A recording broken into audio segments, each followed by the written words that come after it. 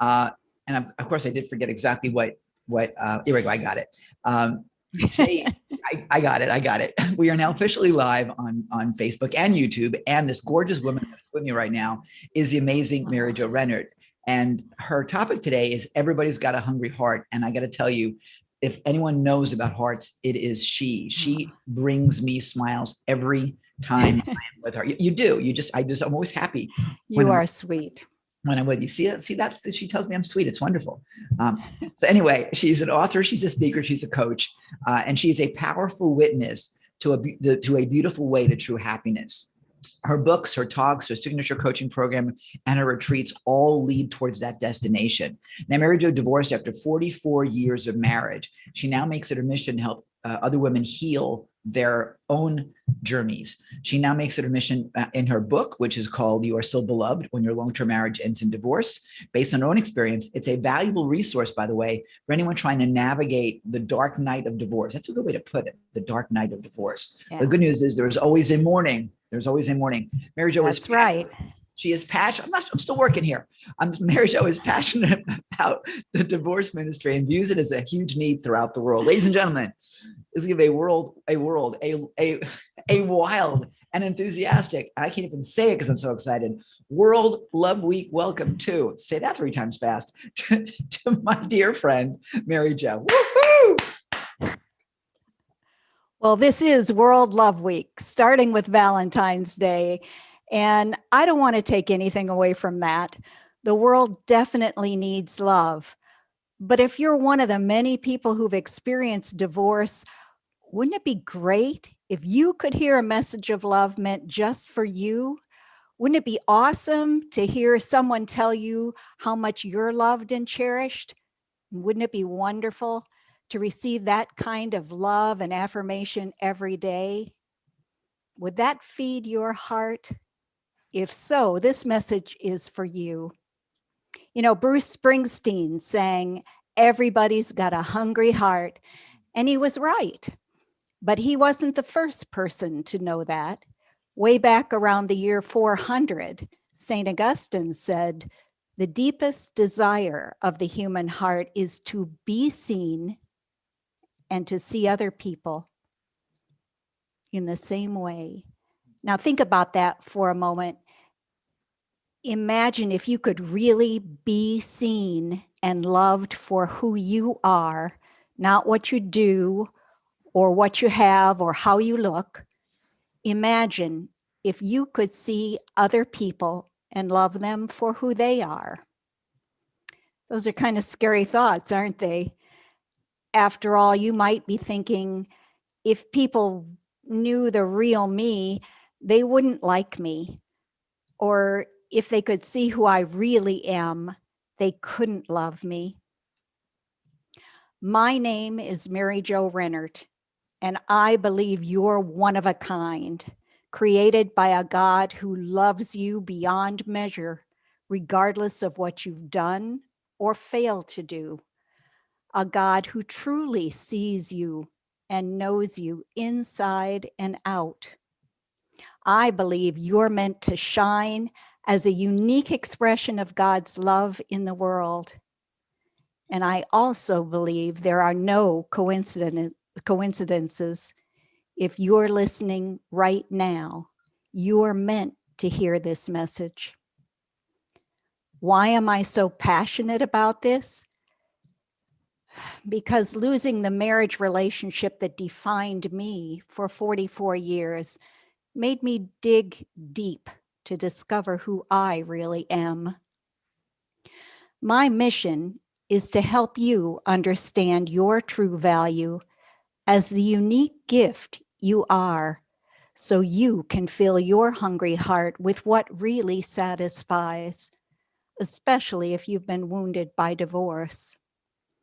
That's why I write and speak and coach others who've experienced grief and loss. And let's face it, we're all grievers. Before I get started, I want to thank Ken Krell, the founder of World Love Week, for validating my mission. Sometime back, I attended a 5-day challenge Ken hosted, And I learned so much from him. I almost skipped the 5th day just because I felt so filled up. But I'm really glad that I finished it. After the event, he spoke to me personally and gave me the courage I needed to step out and live my mission. I also want to thank you for being here.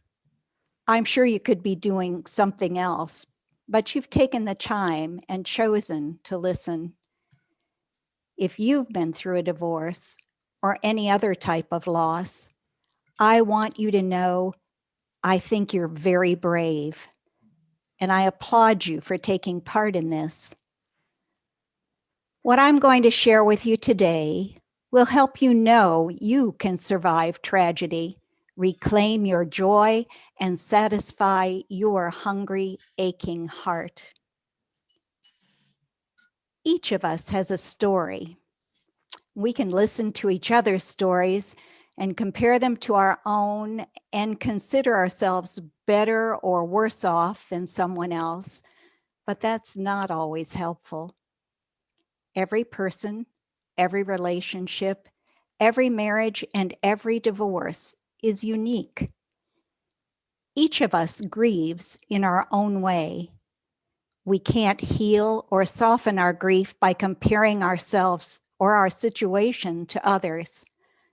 However, we can find consolation in knowing that others who've experienced divorce have survived and eventually even thrived. There is life and hope and a new day after the dark night of divorce. I'm not speaking to you as a therapist or a professional counselor. I write and speak and coach from my experience as a Catholic woman divorced after 44 years of marriage to my childhood sweetheart. Now, my story is no more important or remarkable than yours, but it's how I can share some of the lessons I've learned along the way. Divorce wasn't part of my paradigm. Both my former husband, and I'm going to call him Glenn, and I are cradle Catholics. We met at religious education class when we were 14, started dating at 15, and married when we were 20. We were blessed to adopt our wonderful daughter and son by the time we were 30. We actively practiced our faith throughout our marriage, but practice doesn't always make perfect. Glenn and I were surrounded by long-term Catholic marriages. My parents were married nearly 65 years before my dad died. My grandparents celebrated 66 years together, and my husband's parents were married for 63 years. Though each couple occasionally bickered, their mutual love was obvious to everybody around them. And after 44 years, I had little reason to suspect my own marriage wouldn't follow that same path. But one morning at work, out of the blue, I received a phone call from a woman who claimed to be having an affair with my husband. To grab my attention, she poured out intimate details about my husband and our children. She described the inside of my house and even criticized my furniture. She offered to send me pictures and videos of Glenn and her together, some at her house and some at mine. When I asked why she'd called me, she said she was mad at him because he was messing around with her best friend. During our conversation, she offered to get him on a 3-way call, and I thought, what have I got to lose at this point? So I hit the mute button. The voice on the other end was definitely my husband's. I listened as she accused him of cheating with her best friend and others. He didn't deny it. I quietly hung up the phone. My office door had remained open this whole time, and life outside that door went on without skipping a beat. Yet in that 15-minute phone call, my entire universe fell apart. That night after dinner, I confronted Glenn, and he admitted they'd been involved. And yes, he'd brought her to our house, but only to show it to her. He stared straight ahead while he spoke, and he didn't apologize. I waited for some sign of remorse, but he remained distant and emotionless. And I remember thinking, who are you and when did you get a lobotomy? I'd expected at least some explanation, some attempt to seek my forgiveness, but none came. I couldn't put the pieces of my marriage back together alone. Have you felt that way? I've suffered the same deep grief, anger, and confusion you've probably experienced. And I want to share with you some of the lessons that have helped me along the way. Some of those are profound and others are down to earth. I don't always walk this journey with enthusiasm or grace, but I'm gradually progressing toward a better, more whole version of myself. And through it all, I've learned that regardless of how angry, hurt, lonely, hopeless, or betrayed I feel, I can't travel this road alone. This is what I believe God has taught me, and it's the message I want to share with you. You who are rejected, broken, unwanted, you are mine. I love you. You are beloved. Even if you're the one who caused the hurt in your marriage, you are still beloved. There's nothing you can do that's so bad it makes God not love you. You're precious to God. He knows every tear you shed, every longing of your heart. God loves you as if you're the only one. You are beloved by God Himself. That's your true identity. How do I know this? Over a 10-year period during our marriage, I wrote a series of scripture-based essays about the beauty and sacredness of married love. I'd compiled these into a book approved by my local bishop and was ready to publish it when the sudden derailment of my own marriage caused me to question everything I'd written. After my divorce, I set aside my writing, and I thought I no longer had any credibility on the subject of marriage or related topics. But the message remains the same, even if the messenger is broken. Truth remains truth. When I wrote that book, I learned that married love is a reflection of the perfect love God has for each one of us. We're each uniquely beloved by God. To God, each one is the only one. That's the message I wanted to convey. After my divorce, I grieved the loss of my book nearly as much as I did the breakup of my marriage.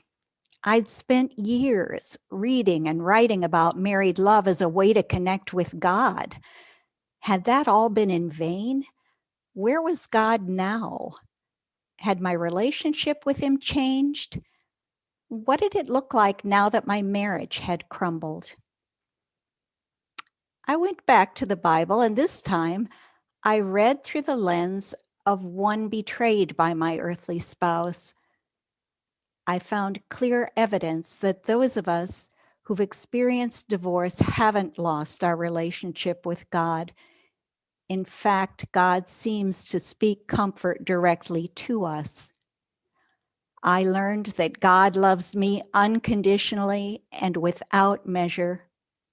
And not only does God love me that way, He has that same love for every person He's ever created without exception.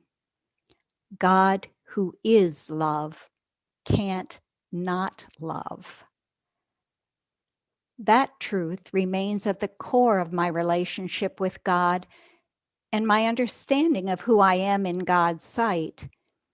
Over the years, I've been tempted to doubt God's love, to go back to thinking I must earn it, that I've got to try harder, that I'm not worthy. The truth is, we can't earn God's love. None of us is good enough. None of us is worthy. No matter how hard we try, God loves us not despite the fact that we're human, but because of it. I want to share that same truth with you. Nothing can change the fact that God loves you no matter what, more than you can ever know. Yes, the pain of losing the love of your spouse is agonizing and intense. The wounds are deep and lasting. Heartbreak is aptly named. It would be nice if peeling away your spouse would reveal this shiny new layer of God's unconditional love to comfort and console you. I wish it were that easy. The process of healing after divorce is more like the formation of thin, fragile scabs and tender pink scar tissue that can easily be torn and disrupted. You know, we tend to identify ourselves in multiple roles as wife or husband, daughter or son, mother or father, employee, business owner, caregiver, volunteer. But what we do doesn't define who we are. All those roles, as good as they are finite and temporary, changeable by choice or circumstances beyond our control. We're also likely to define ourselves by how we think other people see us and to measure our worth compared to those around us. Am I thin enough? Am I smart enough? Am I pretty enough? Do I make enough money? Do my wrinkles make me look old? Add a spouse's rejection to those ingredients, and you have the perfect recipe for a self-esteem of 0, a true identity crisis. The real you, the person God sees and loves without conditions or expectations, is someone you need to discover. Although your divorce strips you of a major portion of your identity, it leaves room to discover or rediscover who you really are. Who are you at the essential, unchangeable core of yourself? This is a truth we must each discover. Most of us have spent a lifetime wrapping layer upon layer to shape and reshape ourselves to fit various molds at different stages of life. The adult we become seldom resembles the child who began that journey. The bare, raw condition in which you find yourself after divorce can be an opportunity to peer beneath those layers and allow some aspects of that child to emerge, free from the expectations and constraints imposed by your marriage. Think of it as a gift in ugly packaging. That's why it's helpful to have a coach to walk with you, so you can discover how to heal from your divorce and move forward with your life. A coach can help you gain clarity about your current situation and the obstacles that stand in the way of your recovery. A coach can help you find those next steps to free yourself from grief, discover who you really are, and reclaim your joy, regardless of how long it's been since your divorce. So to wrap up, I'm going to give you 3 actions you can take to help feed your hungry heart. Number 1, recognize how unique you are. In all the billions of people who've ever lived, there has never been and will never be another you. You are not a mistake or an accident, regardless of the circumstances of your conception or birth. Your life has a purpose no one else can fulfill. Even if you don't see any meaning in your life, you may be the ancestor of someone who will change the course of history. You're here for a reason. Number 2, seek beauty in everything. You may not have received a fancy Valentine card, a dozen red roses, or a box of candy, but the one who sees your heart and loves you unconditionally paints the sky every day just for you and wants to delight you with an ever-changing masterpiece. Remember that the next time you see a beautiful sunrise or sunset. And finally, number 3, take charge of your thoughts. I know how easy it is to play negative scripts in your head over and over again, to play the blame game. For a long time, I allowed myself to get caught up in imaginary conversations that always sent me into a downward spiral. Was it me? Why didn't you love me? What's wrong with me? I couldn't seem to break that cycle, and the constant mental battle was exhausting. One morning, when that mental monologue kicked in, I noticed the sound of birds singing outside my window. They'd probably been there all along, but I'd been so wrapped up in my imaginary conversations, I'd failed to hear God's beautiful music. What are you missing when you allow negative thought patterns to hijack your mind?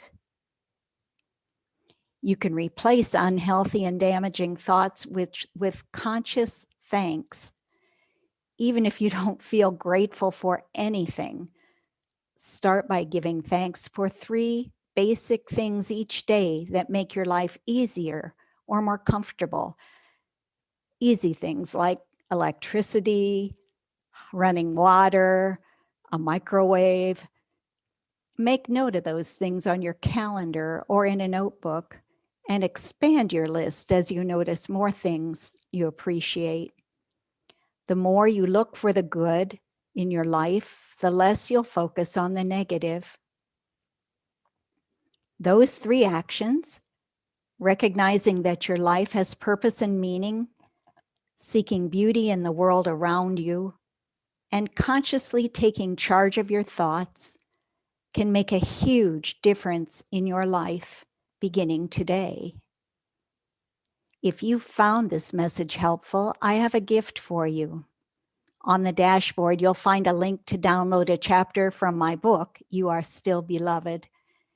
And I invite you to keep listening to World Love Week as we help you feed your hungry heart. Wow. All I can say is wow. What you just saw was magnificent, you guys. I want you to watch for this woman. I want you to follow this woman because she is a force of nature and she can change the world of so many. I am blown away. I've not seen you speak before or watched you or in action like this. I know you in a different way. And I got to tell you, you are such a superstar. So I just want you all to know that the way Mary Jo presents herself is love in action. And I want whatever comments you have that you're making in the Facebook group right now, make as many of them as you can. Share this with as many people as you can. We all have stories. We all have our stories of betrayal, of loss, so much. Mm-hmm. And I think the big word there is betrayal. We trust, and sometimes that trust is misplaced. And to me, the big lesson, and I see this with so many, is that if we let that betrayal continue for us, in other words, if we don't go past that and recognize this was a singular experience, that it is not, your life is not Yeah. completely betrayed. It is this instance Mm-hmm. and someone else, not you, then you can move forward. Exactly. Yeah. Yeah. That's, and it's not always easy, but how many people do we see that are afraid to enter into love again because, oh God, it could happen again. Well, if that's your energy, guess what? It will. It will, exactly, because you have to be open to loving and to receiving love. And you can't allow yourself to be defined by an experience like divorce, like betrayal, like the loss of a relationship, because you live there. Yeah. Yeah, for sure. I know people, and it's funny, I heard a TED Talk not long ago. If you feed your brain those negative thoughts and you concentrate on that all the time, you get endorphins from it. It becomes addictive, and it happens very, very quickly. And that's why you'll meet people years and years later after they've lost a relationship, whether it's death or divorce or whatever, and you can hardly break those people out of that pattern. Yeah, it is. And the victim side of it is, Yeah. it's disempowering. It's a significance piece. It's mine. I was a victim. Okay, time out. Time out. But accepting accountability for it, to say, how is it that I created this? What is it about me that created this situation? That's where you start to get your power back. And it took me a couple of years before I would even go there. Yeah. Yeah. Oh yeah. Well, the anger is I will tell you that there's still things from many years ago that I don't want to use the words hold on to, but I guess it's true because I still remember it, and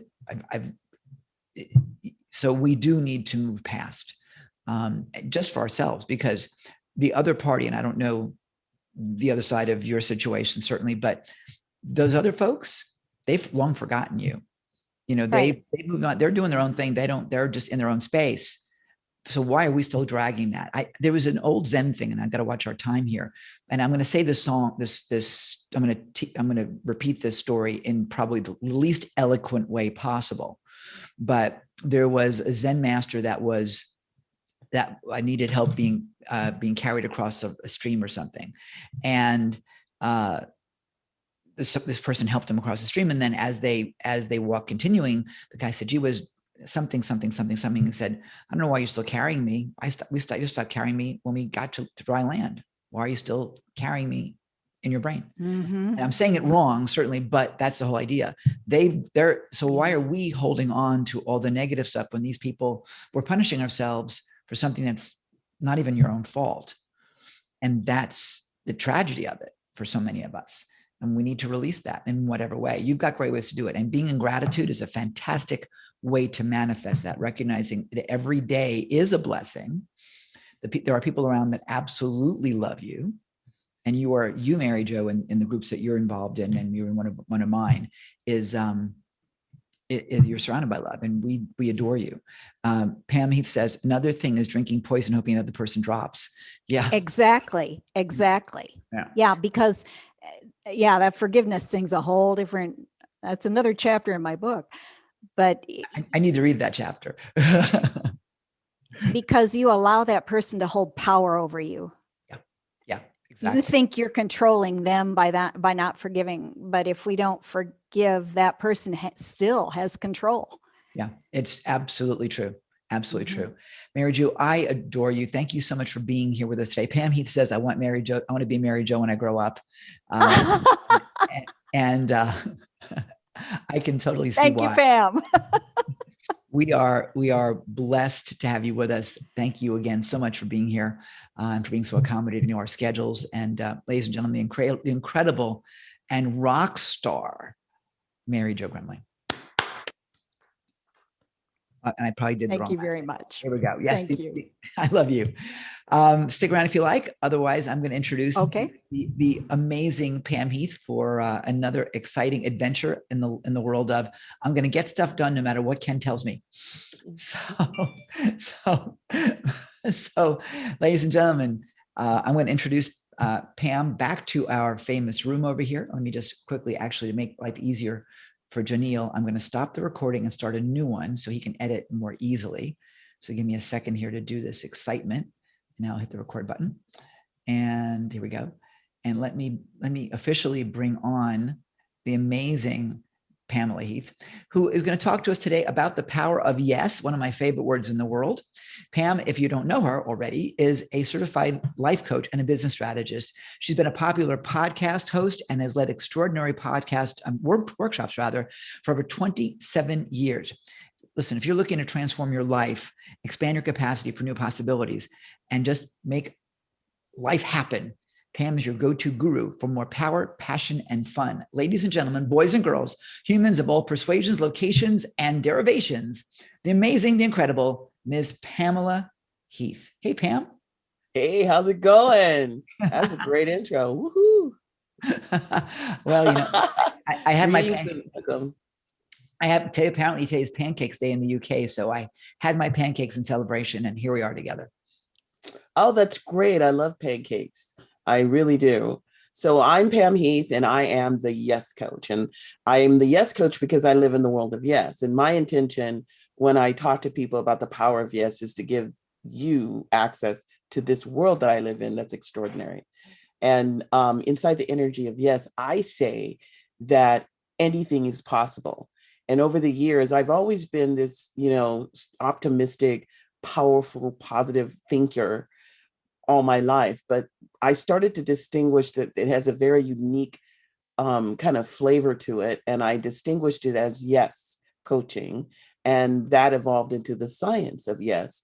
And my podcast is called The Science of Yes. And I discuss what it is to be inside of yes. I say the universe resonates at the power of yes. So I'm going to talk a little bit about yes. But first, I want to acknowledge and thank Ken Krell for having me here on this incredible stage, this global stage, and the opportunity to speak and to connect with you, the people who are listening, is beyond my wildest dreams. So thank you, Ken. And thank you who are listening there, because I appreciate you. And I'll bring yes into your life. Just let me in.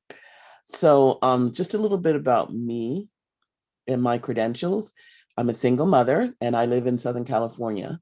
I have one adult son and he's in his 30s. He's an aspiring music producer. And the thing about kids is kind of like an onion, and it has layers, because I gave birth to 3 children and I have one surviving. More on that. Don't forget that part. I'll come back to that later.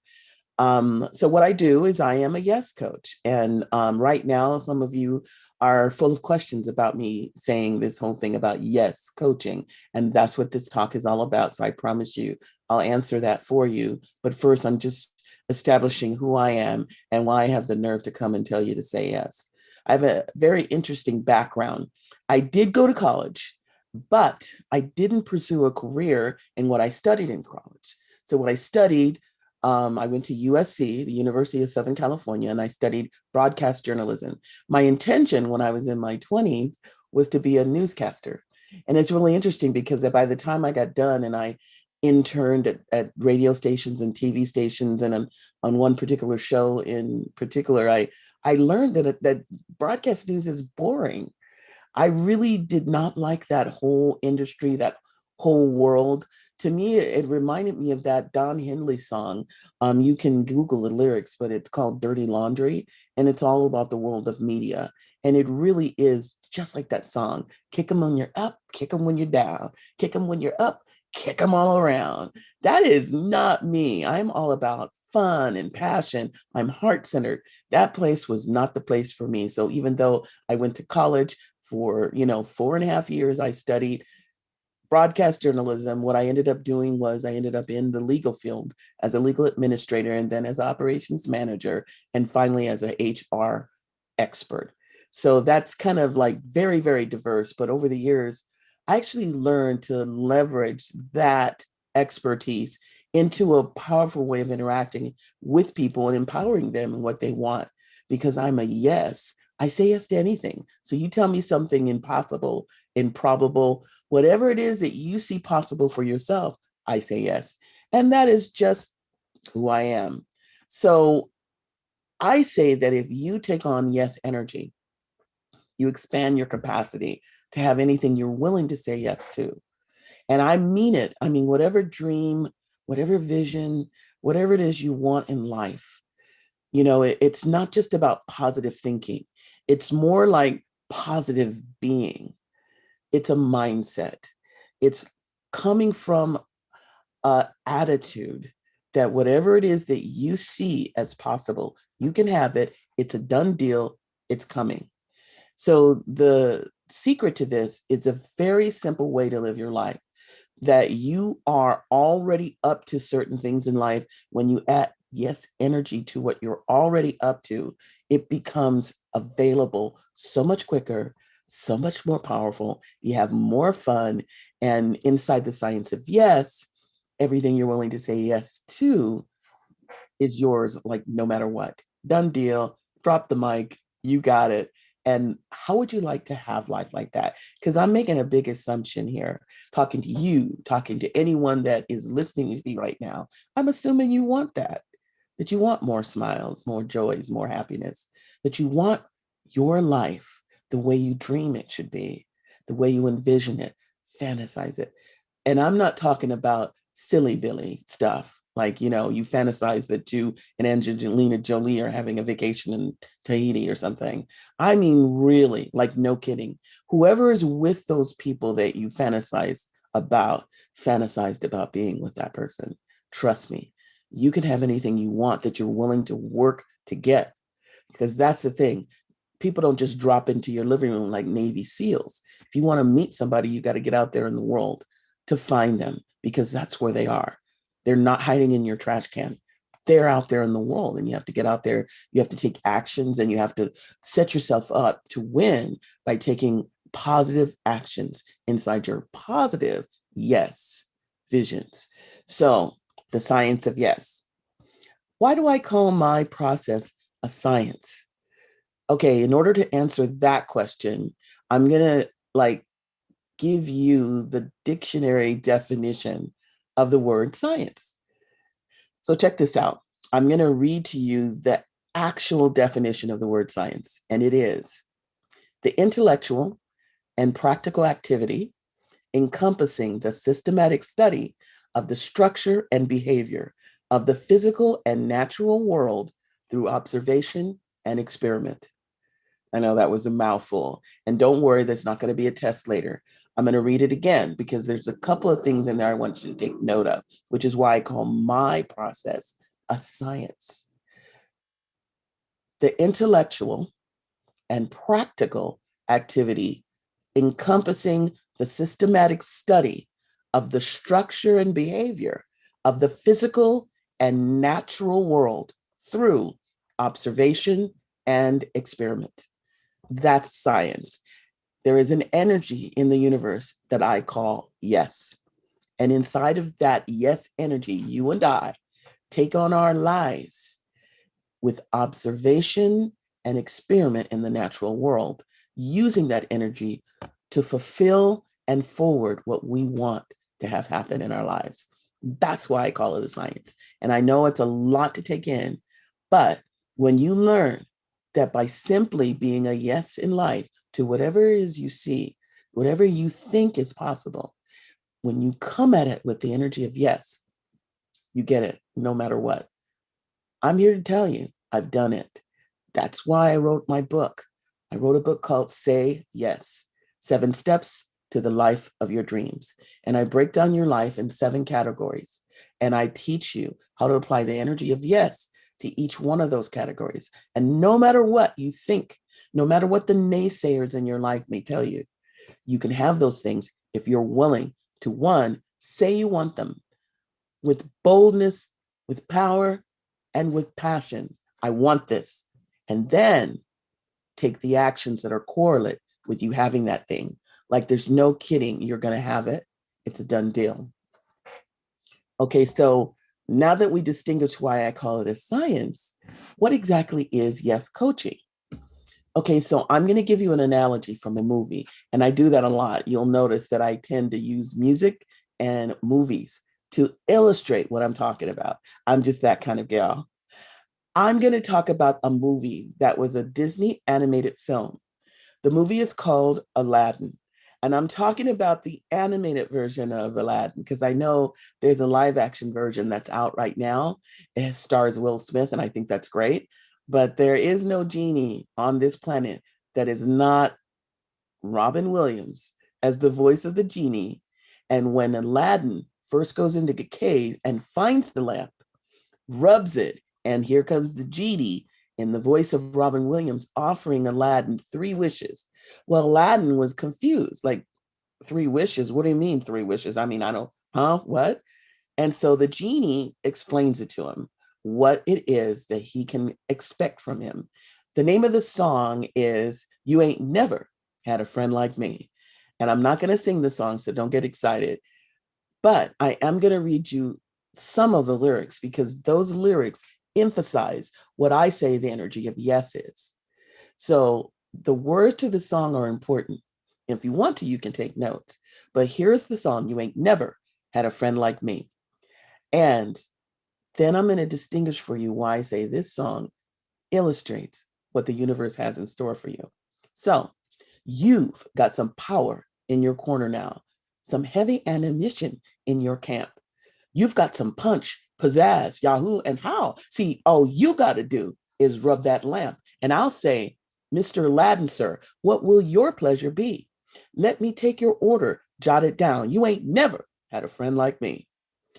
Life is your restaurant, and I'm your maitre d'.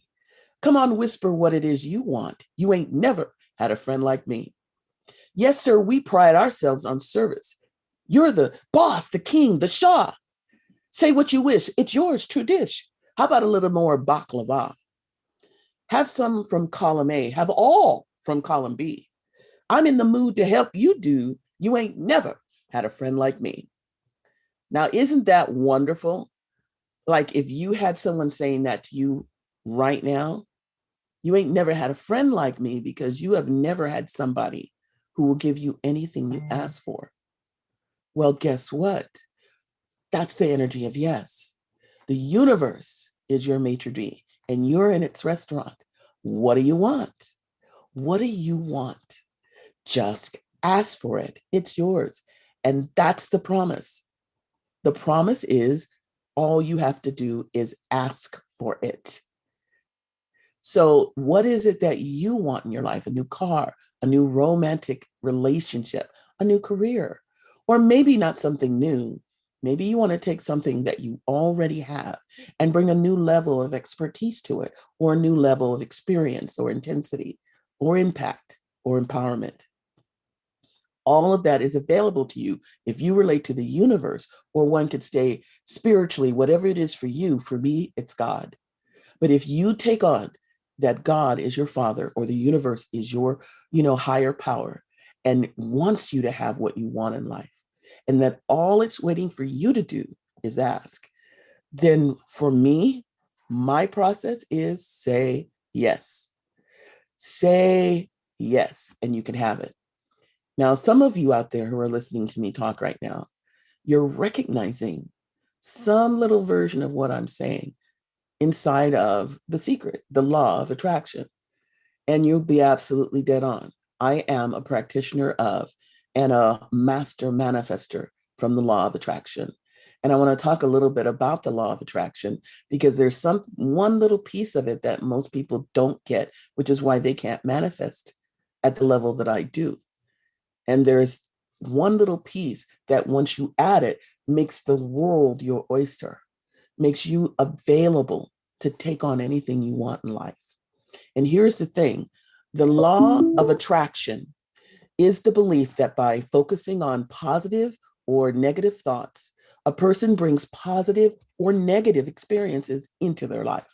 It is the attractive magnetic power of the universe that draws similar energies together. And whether you believe in them or not, the universe has universal laws that we live our lives confined by. Whether we believe in them or not, whether we can smell, taste, or touch them, those laws exist. And when we take them on, and when we resonate inside those laws, we can leverage those laws to give us what we want in life. The law of attraction is one of those laws, but there are others. The universe has many laws, and we live our lives inside them. Whether or not we believe in them is irrelevant. For instance, the law of gravity is one of those universal laws. We can't see, touch, or smell it, but it's there, and you live your life inside the confines of it, the rules of that law. What goes up must come down. So if you go up to the top of your building, wherever you are right now, and you jump, you're going down, down, down. Whether you believe that or not is irrelevant, unless you have something pushing against the force of gravity, like when you're in an airplane or any kind of, contraption that pulls or pushes against gravity, you're going down. The only way you're going up is if something's in the way of gravity. There's another universal law that all of us can relate to. You don't have to be a rocket scientist understanding the law of gravity to understand this law. We all learned it when we were little kids, at least those of us who had a bicycle. You see, the law of balance, you can't see, touch, or smell. You can't prove that it's there. But whether you believe in it or not, when you first get on a bicycle for the first time, unless you can get balance, unless you can find your way inside the rules of that universal law, you're going to fall off that bike or those skates or whatever it is you're trying to do that requires balance. See, I just gave you those two examples so you could start to relate to how the energy of yes works. You can't prove it. You can't touch it, smell it, feel it, but it's there. The universe resonates with this universal law that what you want, what you're able to have in your life is given by your willingness to say you want it and to take the actions correlate to having it. If you do that, then all you need to bring to the table is your willingness to say you want it and your openness and ability to be coached into taking the actions to have that thing. Boom, bam, bing, you got it. The energy of yes works for you. You don't have to worry about, are you doing it right? If you say you want it, then you can have it. See, I've been coaching for many, many years, but it wasn't until about 2013 that I noticed that I had a certain way. And part of this is inside of, what I've experienced in my life. And it may seem like I'm this, happy-go-lucky, optimistic person, and I am, but it's not like I haven't experienced tragedy. In 2007, my oldest child, my daughter, committed suicide. And I want you to know that devastated me. It was hard to be with because she was such a loving, happy, optimistic person, but she took her own life. And there's a stigma that is attached to suicide. When somebody takes their own life, it's kind of like people relate to you like something's lacking or missing, that you weren't able to have them not do that. And it almost like occurs for people when they hear that your child committed suicide, like there was something cowardly about that act. There was something that they didn't have the strength to deal with. And so they took the easy way out. And I'm here to tell you from my heart that it's not a cowardly act at all. It's an act of extreme courage, not knowing what's on the other side, because none of us know, and being unwilling to be in pain anymore. To take your own life is an act of strength and courage, and the profound impact on the lives of the people who know you, love you, and miss you, I can't even begin to distinguish for you. Because I was grieving for my daughter, I lost my job. Because I lost my job, I lost my first home, my dream home, the home I manifest. The story of how I manifested that home is a whole nother conversation about the energy of yes. But I lost it all. I lost my dream home, house, the job I had. I lost everything. Within a matter of months, I went to having it all and to having nothing. And inside of that, I had to rebuild my life all over again. However, in doing that, one of the things became clear to me. It's simple. It's not complicated. The energy of yes is there for you no matter what. As a matter of fact, the energy of yes is there for you mostly when you need it. You don't have to go looking for it. The universe resonates at yes. So when you need something, want something, gotta have something, ask for it out loud so the universe can hear you. See, it's kind of funny. I hear all day, every day, people complaining about what they don't want or what isn't working for them. That's kind of like going into a restaurant, sitting down and picking up the menu. And when the waiter or the waitress comes over, you look up at them and you say, I don't want pancakes, so don't bring me pancakes. I hate pancakes. As a matter of fact, I think pancakes suck, so please don't bring me any. Or going to a store, and when the sales associate walks over, you say, okay, first of all, don't bring me any clothes that are blue with white polka dots, because I hate blue with white polka dots. As a matter of fact, I'm not crazy about polka dots at all. So don't bring me red with black polka dots. Don't bring me white with yellow polka dots. Just don't bring me polka dot clothes. If you have polka dot clothes, as a matter of fact, keep them on one side of the store. So I'll walk on this side of the store because I want to make sure that you keep those polka dot clothes away from me. That sounds silly. That whole little scenario I just painted sounds absurd, doesn't it? You wouldn't do that, would you? Well, I hope not. But let me tell you, you do stuff like that. Like you spend hours talking about what you don't want. When you're interacting with a potential mate, boyfriend, girlfriend, date, you're constantly telling them what you don't like and what your other boyfriend or girlfriend or past romantic person did. So you want to make sure they don't do that either. You're having conversation leading with what you don't want. So you're bringing energy and intensity to that thing. And by the way, the universe is listening. The universe doesn't know the word no. So when you bring energy to any situation, you're telling the universe, I want that. So you might be saying, I hope it doesn't rain. And the universe hears rain and says, coming right up. Or you might say, I want a boyfriend that treats me right. I don't want a boyfriend that treats me badly. I don't want a boyfriend that is mean to me. And the universe hears a boyfriend that treats you badly and is mean to you at your service and brings them right in. Because the universe is almost like a practical joker. He gives you what you ask for, and you forget to ask for what you want. I'm telling you, that's just the way a TI is. As you live your life, be focused on what you want in life. You know, when I was younger, and I'm not going to talk about how old I am, and don't you ask, I will deny it, but there was a song. It was a very popular song. You heard it on the radio all the time. I believe it was Frank Sinatra who sang this song. The song was called High Hopes. And when they sang this song, because he had a really upbeat chorus, high hopes. And what he was talking about was this ant who needed to move a rubber tree plant from one place to another. And that rubber tree plant was humongous compared to the little ant. And yet somehow, oops, there goes another rubber tree plant. Because that little ant got busy. He said, I got to move that plant from here to there. Let's do this. And he moved it every single time. Whoops, there goes another rubber tree plant. So when you're living your life, whoops, there goes another dream. Fulfilled, empowering, satisfying, because you're focusing on that dream. Yes. So yes, it's true. You say yes to whatever it takes. Some people say that life is like a bowl of chocolate.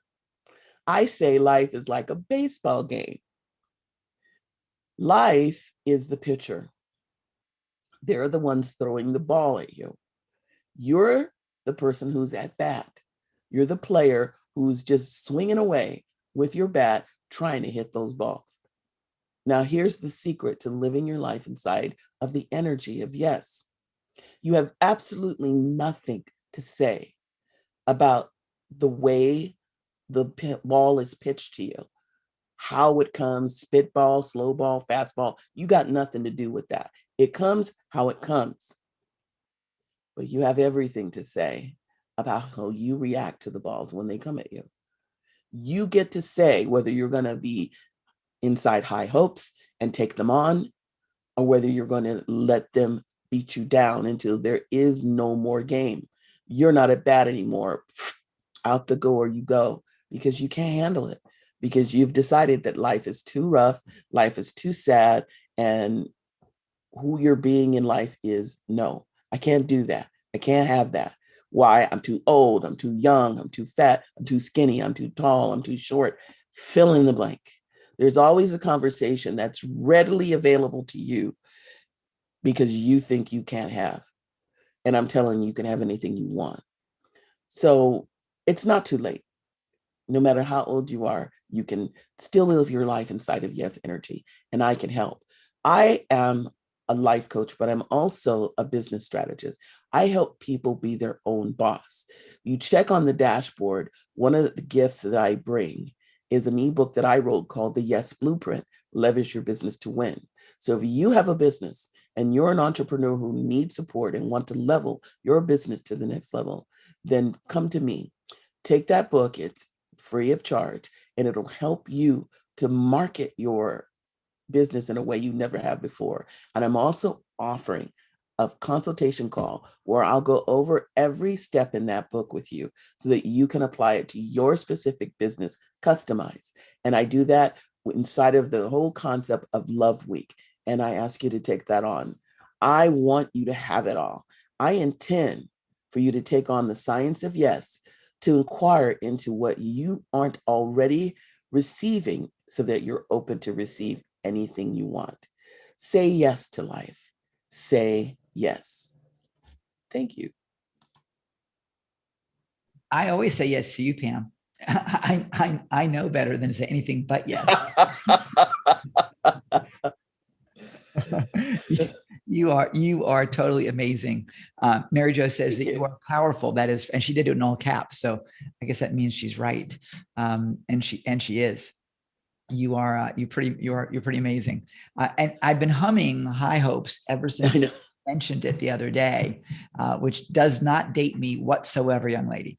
Not whatsoever. At all. I will tell you guys, well, we have another couple minutes left while Pam is with us, is that she absolutely is a go-getter. A couple months ago, when Pam joined, a few months ago now, when Pam joined our Safari program, she said to me, Ken, I want to do a live event, a live digital event. How much time should I allow? And I said, I should give yourself 6 to 8 weeks to get it done and dial it in and get ready. She said, okay. And 2.5 weeks later, she did her first event because she's not going to wait. And she made a lot of money on that first event in one day. Was it perfect? No, but it was, because it was done. And so I want you to go find her gift. We have it listed on the dashboard. If you go to worldloveweek.com/dashboard, drink up the yes, because your life is all about that. Pam, you always inspire me. Whenever you are in my presence, it is not physically possible to be in a bad mood when you are here. There's just no way, no how. And you are so appropriate to be here in World Love Week, because as my friend Joel Bauer describes people sometimes, he says, you are a heart with appendages, and that is who you are and what you do. So on behalf of all of us in the World Love Week family, I want to thank you for being with us today. And thank you. Looking forward to having you back. Thanks again, kiddo. You're awesome. You are watching World Love Week here. Oh, I guess I should move that spotlight, shouldn't I? There we go. You're watching World Love Week. And coming up next, we have the incredible Sheila Faragajema. I will give you an introduction in 1 second, but first I'm going to stop the recording to make it easier for our video editor. So I'm going to do that real fast. And then I'm going to start it up again. And here we go. Sheila, you look awesome. Oh, so yeah. You sound great. Yeah, you're terrific. Okay, awesome. let me get you properly introduced, and then we can get rocking and rolling, because you are in for a treat, you guys. If you've been thinking about how you can monetize some of the things you do in your business without selling something to people, by creating an audience, then this is the woman you want to be hearing from, because she's going to talk with you about how to quickly find sponsors for events that you do and for other things you may be involved in. Sheila Faragajema, first of all, is a dear friend of mine. We've been working together. We've been friends for a lot of years. She, through her company, which is called Connected Sponsor, she helps event promoters monetize their events by building longstanding relationships and partnerships with sponsoring companies. Today, she helps others do the same by teaching her frameworks that she spent the last 10 plus years developing and perfecting. Bottom line is, she's kind of like I'll say a miracle worker for profit. She finds money to help you grow your business. And I got to tell you, she is pretty dang awesome. So ladies and gentlemen, well, let's welcome, with all the worldly gusto you've got, the incredible Sheila. I'm speechless now. I'm delirious. You look awesome. You look like you're 12 years old today. What is up with that? You look fabulous. I've been on like this amazing weight loss journey. So I'm down 35 pounds since you probably last saw me. So I'm pretty psyched about that. That was fast. And more to go. Since November. But you're actually the first person who's noticed it. Sheila, we probably haven't seen each other in a while. Well, I thought we've talked. I mean, maybe it's just been audio, but I got to tell you, you look amazing. Oh, thank you. Absolutely amazing. And guys, it wasn't like she looked bad before, so don't take this the wrong way. She always looked really good, but today she looks amazeballs, and it's all for you here at World Love Week. So welcome, and that's a big milestone. That's a lot of weight to lose in such a short period of time. Very happy. Yeah. You feeling good? Feeling great. The energy is off the wall at this point. Yeah. Awesome. That's a whole nother conversation, but let's dive in. And I know you've got some stuff planned for us, so I will shut up. I do. And I wanted to just say thank you so much for giving me this opportunity to be here. It's amazing, and what you do is amazing. So thank you that I'm part of it. Is it okay if I share my screens? I actually have some slides and stuff. I just have to give you the keys. What happened here? I'm giving it to me. I need to make you co-host. Just a little detail here. How do I do that for you? Hang on a minute. I pinned you, so I got to do something differently here. Okay. We're now officially making you the co-host, the co-hostess with the mostest. And you should now can do it. Okay. You're good. We just grab this. Let the party begin. And share. So these are my screens. You can see that okay? Yes, I do. Cool. Excellent. Well, hey folks. Hi. How are you? I'm so happy to be here. My name is Sheila Faragajema. I am the co-founder of Connected Sponsor. I'm also a strategic partner expert. And I'm just thrilled to be here with Ken today and with all you folks. So I just wanted, before I get into my subject, I wanted to talk to you a little bit, or kind of give you a little bit of background of who I am. You can probably hear from, and there we go. Oops, too far. I will get this straight at one point, Ken. I now have a clicker, so I'm improving. You're helping me all the time. I am from Ireland originally. You can probably hear that from the accent. And I loved what Pam had said about the universe. So when I came over here, I came over right after college. And my biggest fear was I would meet an American and get stuck over here. So the universe heard American. Okay, we can do that. And I met Tony, my husband. We've actually been happily married for almost 26 years now. In April, it'll be 26 years. So I'm not complaining. But it's funny how that kind of works out. So when I came over, I had a degree in biochemistry, still have a degree in biochemistry, but I took a job at a lab. And when I got pregnant with Aisling, who is the girl in the hat in one of these pictures here, I knew that I never wanted to go back to work. So not that I didn't want to work, I'm not lazy, but I just wanted to be able to be with her all the time whenever I needed to be. And I just wanted to work on my terms. So what I did was I did not go back to work. Then I needed to figure out what the heck I was going to do because, I still had to pay the bills and feed the baby.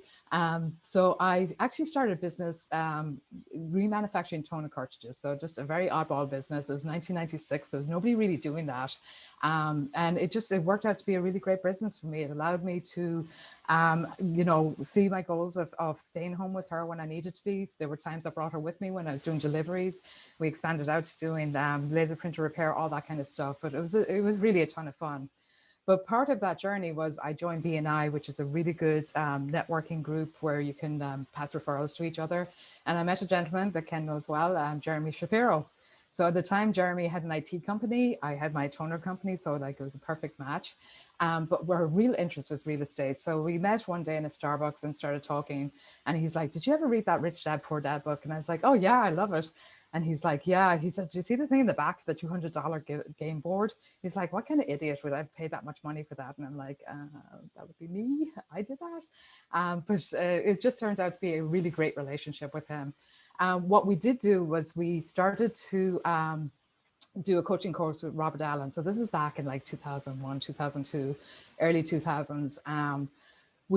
Through that course, we launched a company called Foreclosures Mass, which did incredibly well.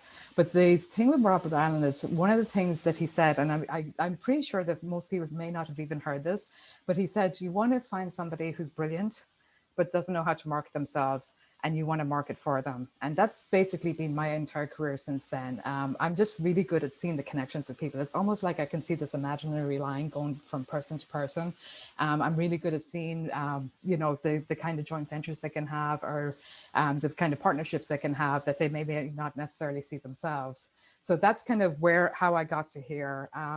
Through doing that, I actually had the lady in the picture here, Deanna. I had a business with her called Affiliate Mastermind Group for about 4 years, where we thought on that and, mastermind and stuff as well. And when Deanna, she got hired by a large digital marketing company here in the States to run their events. And when that happened, she asked me to come in and help out with the events as well. And that really kind of started this business for me. It wasn't something I expected. I was just kind of helping her out. And what happened was other people started seeing what I was doing, and they asked me, can you do this for us too? And I says, okay. And before I knew it, I'd organically just kind of grown this business through word of mouth, which was pretty cool. So I'm going to get down to the meat and potatoes now. I don't have a lot of time here. I think I have about 20 minutes. Hopefully I'm going to fit this in this, but I do have a gift for you at the end. It is a one-pager, something I'm very excited about. I love one-pagers. You're going to see that. It's going to help you to figure out if you want to bring sponsors into your brand, how to do it, where to find them, that kind of stuff. So you'll get a lot of that at the end, but I'm going to push through just a couple of the different ways that I do it for myself. So the first thing I want to talk about is having a database. Ken will agree, this is probably the most important thing that you can do in your business. When you have a database, when you have a list, you can literally turn it on. You want to nurture it, you want to constantly give it value, but you can turn it on anytime you need to, promote something. If you're having a bad month, you can go out and sell something to that list. And it just really is very important when we're in this kind of information marketing space. What I have found is that anytime I talk about sponsorship, the question I get is, how can you find sponsors? It's so elusive, it's so hard to find. And honestly, when I started, I felt exactly the same way. I had no idea what to do. It was very overwhelming to me. So what I did was I just started thinking, well, let's just have a conversation with people who may sponsor and just see what they want and see if we can figure it out like that. So I'm going to go through like the things that I used. I'm going to go through maybe about 4 or 5 frameworks. I don't really have time to do more than that. But like I say, you'll have that link at the end as well. So the first one is follow your checkbook. This one was straight out of BNI. When we used to, in BNI, we used to have what we call visitor days. So we're always looking to grow the membership. And one of the suggestions they made was, follow your checkbook. Who are you paying money to right now in your business? These might be good visitors for BNI. So I thought about this and I was like, well, that would probably work for sponsorship as well. So if you're running an event and you're teaching what you do, who you pay money to do what you do, maybe these would be good for your students as well. So this one I have the entire one sheet that we're going to give you at the end. So you can just look at that more. It's way more in depth. I'm just going to kind of skip over it a little bit. The next one I want to talk about is referrals and brainstorming. So, just talk to other people. They will give you ideas. Sometimes entrepreneurs tend to be in this like silo on their own. They don't think they can ask for help because they think that if they do ask for help, it's going to seem like they don't really know what they're doing, or they're, that they're not really very effective in the job. But that's not the case at all. I mean, just ask for help and referrals. Ask your current sponsors, who else do you think you would recommend for an event like this? And they may have some people. Sponsors tend to go in kind of like packs. They tend to go to the same events. Actually, a friend of mine, Partif, He has a company called eLaunchers, and they're constantly, like he says, the same sponsors at every event. And he's actually given me a bunch of referrals to bring sponsors into my events, just based on the ones that he sees and meets out there as well.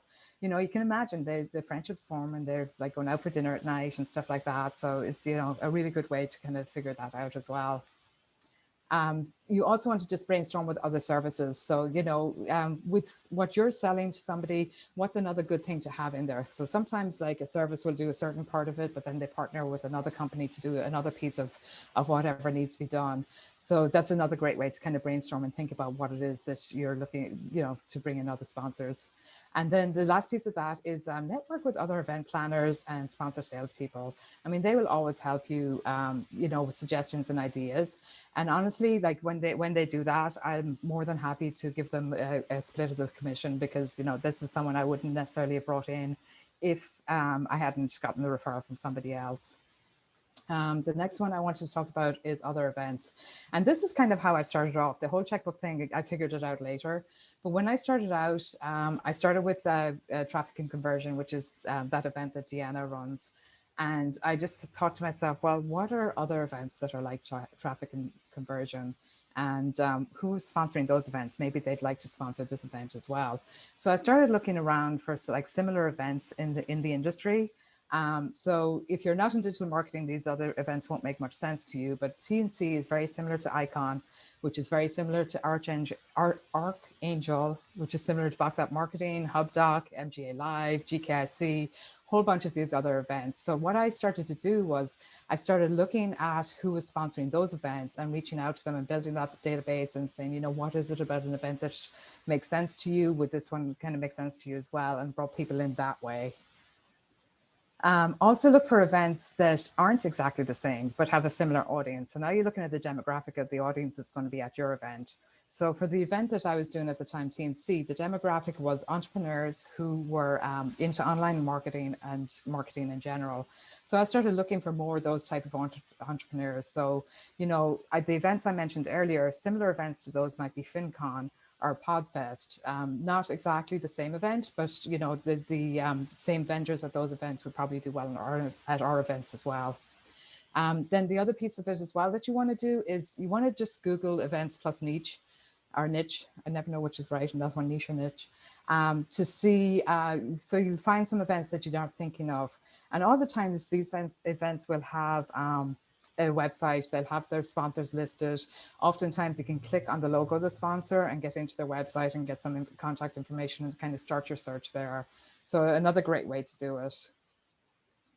Another thing to look at is past events. So we're not just looking at this year's events, but let's look at events in the past as well.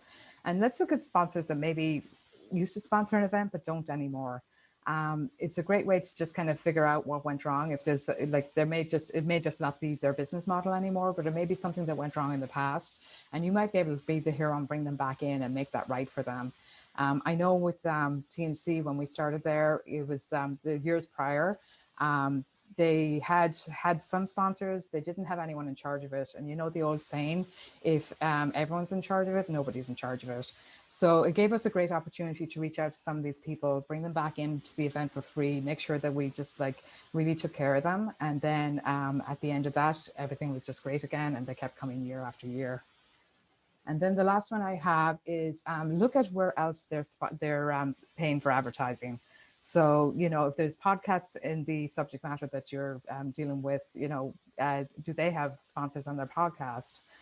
What about ads? You know, look at Google ads, Instagram, Facebook ads, LinkedIn, all of these other things as well, to see where people are spending money, banners, AdSense, all of that.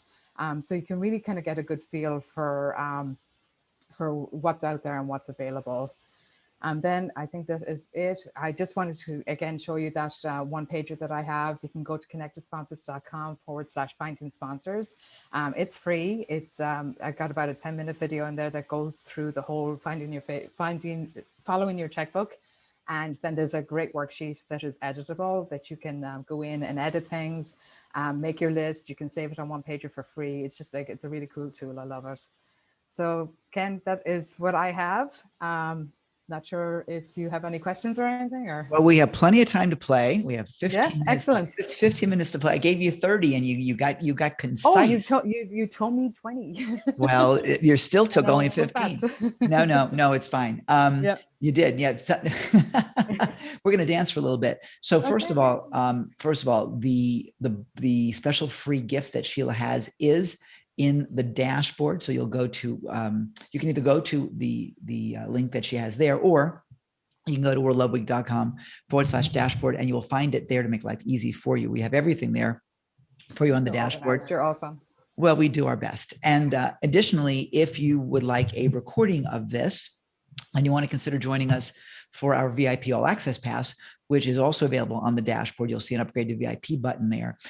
It's right now just $97. Now, if you're watching this recording in the future and you want to grab it, if you see it later on this week, it may be more. So I recommend that you go get it right now. It gives you access to all of the recordings for life, as well as a bunch of other bonuses as well. And you get your own World Love Week mug, which I don't even have mine yet. It is somewhere in transit between Salt Lake City and here in Sydney, Australia. God knows where it is, but I'm sure someone's enjoying it, but not me. So you'll be able to get your mug. And it's all, by the way, they're all personalized. Your name is on the mug. So I think you'll kind of enjoy that. Anyway, so Sheila, tell us, since we have some time to play and you can relax a little bit, tell us your most fun sponsorship story, the one that may be the hardest sponsorship you've ever gotten, but that's turned into the best. It was probably my first, okay? Because you always remember your first, right? Some of them you want to forget, but that's another conversation altogether. Yeah. So like, you know me, Ken, I'm pretty introverted. The first time I started doing calls to people for this, I was like pretty terrified. So I had a call with Infusionsoft, and they are a pretty big company, a big CRM. They're called Keep now. And I was just like terrified, and I got on the call with them and we talked about the whole thing, and they ended up saying yes. So that's actually, they've pretty much sponsored everything I've done since then as well, which is great. I just love those guys. So that is one of the funniest. Some of the kind of weird ones, we had like an issue once with a sponsor who just wasn't happy with the space, which was, you know, sometimes you're looking at a floor map of a hotel and the space looks like it's good, and this was just like not going to work out for them at all. So they were very angry, justifiably. And so Deanna, like, is a hero with things like this. She organized a popcorn machine to be there for the whole 3 days of the event. So like all the time you could smell this popcorn, and it just drove traffic to their event like gangbusters. So they're like off in a corner that looked like it would get traffic, and it didn't. As soon as she put that popcorn machine in there, she got like the traffic was insane there. So that was always fun as well. But yeah, there's having some fun stories. Whoops, you were just breaking up there for a second. Try it one more time. I said there was definitely some fun stories. Your connection went wacko. Either yours or mine just went wacko. Maybe mine. I'm not sure. I'm hearing you perfectly clear. So maybe it's me. Let me just check. I don't know if everyone's hearing. It may be you, it may be me. I can't tell. But all of a sudden, you went. Oh, then it was me. Oh, it was you? Okay. Apparently it was me. Thanks, Pam. It's always my fault. It's. Well, welcome to internet land. I know. So now we're not in a physical event space. Right. God knows when it will be. So I don't know if you have some thoughts on attracting attention or sponsor scenarios. I do. So what we're really trying to do is we're trying to make it as live as possible. Where obviously, you know, people are in their living rooms in front of a computer. It's not the live, there isn't a hallway anymore. So you actually did a really good job with this in your event recently, Ken. I really enjoyed it. I was one of your sponsors. So you had the rooms there, like we had people coming into the rooms, and it was such a great thing because like I was actually sitting right here in this exact spot, and I had the Zoom on and like nothing happened, and next all of a sudden it was like ding dong and someone comes in and it's like, oh my God, that's great. And then they'd leave, or they'd be there, someone else would come in, they'd leave, and it was just like continuous people coming in. But I thought it was a better experience because it was way more one-to-one.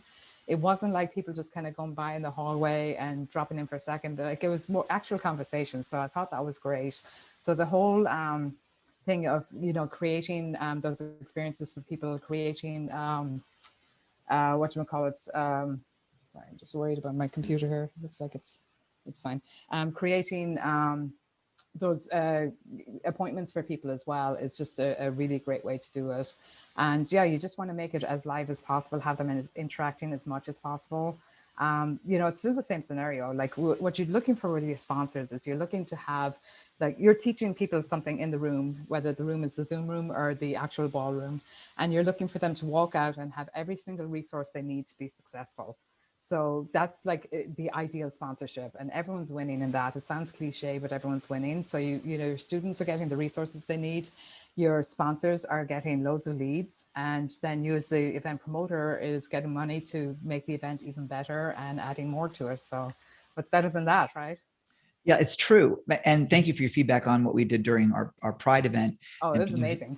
Yeah, but Pride is all about producing ridiculously irresistible digital events, and it's really, it's my signature event, and we just kind of love that event. But the thing about having you as a sponsor and having others as sponsors is as an event producer, our sponsor, and listen carefully, you guys, our sponsors are still our customers, because they pay for placement, they pay to play, to be there. Now, whether they pay with cash or whether they pay with services or trades or whatever else, doesn't matter. They're still clients and customers, and we need to take care of them as well as taking care of our attendees.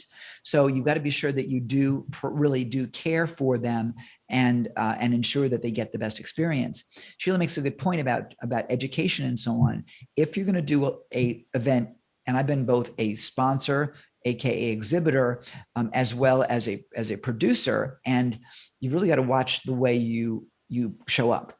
You know, if you're coming in as an exhibitor, AKA as a sponsor, then your job is to generate business.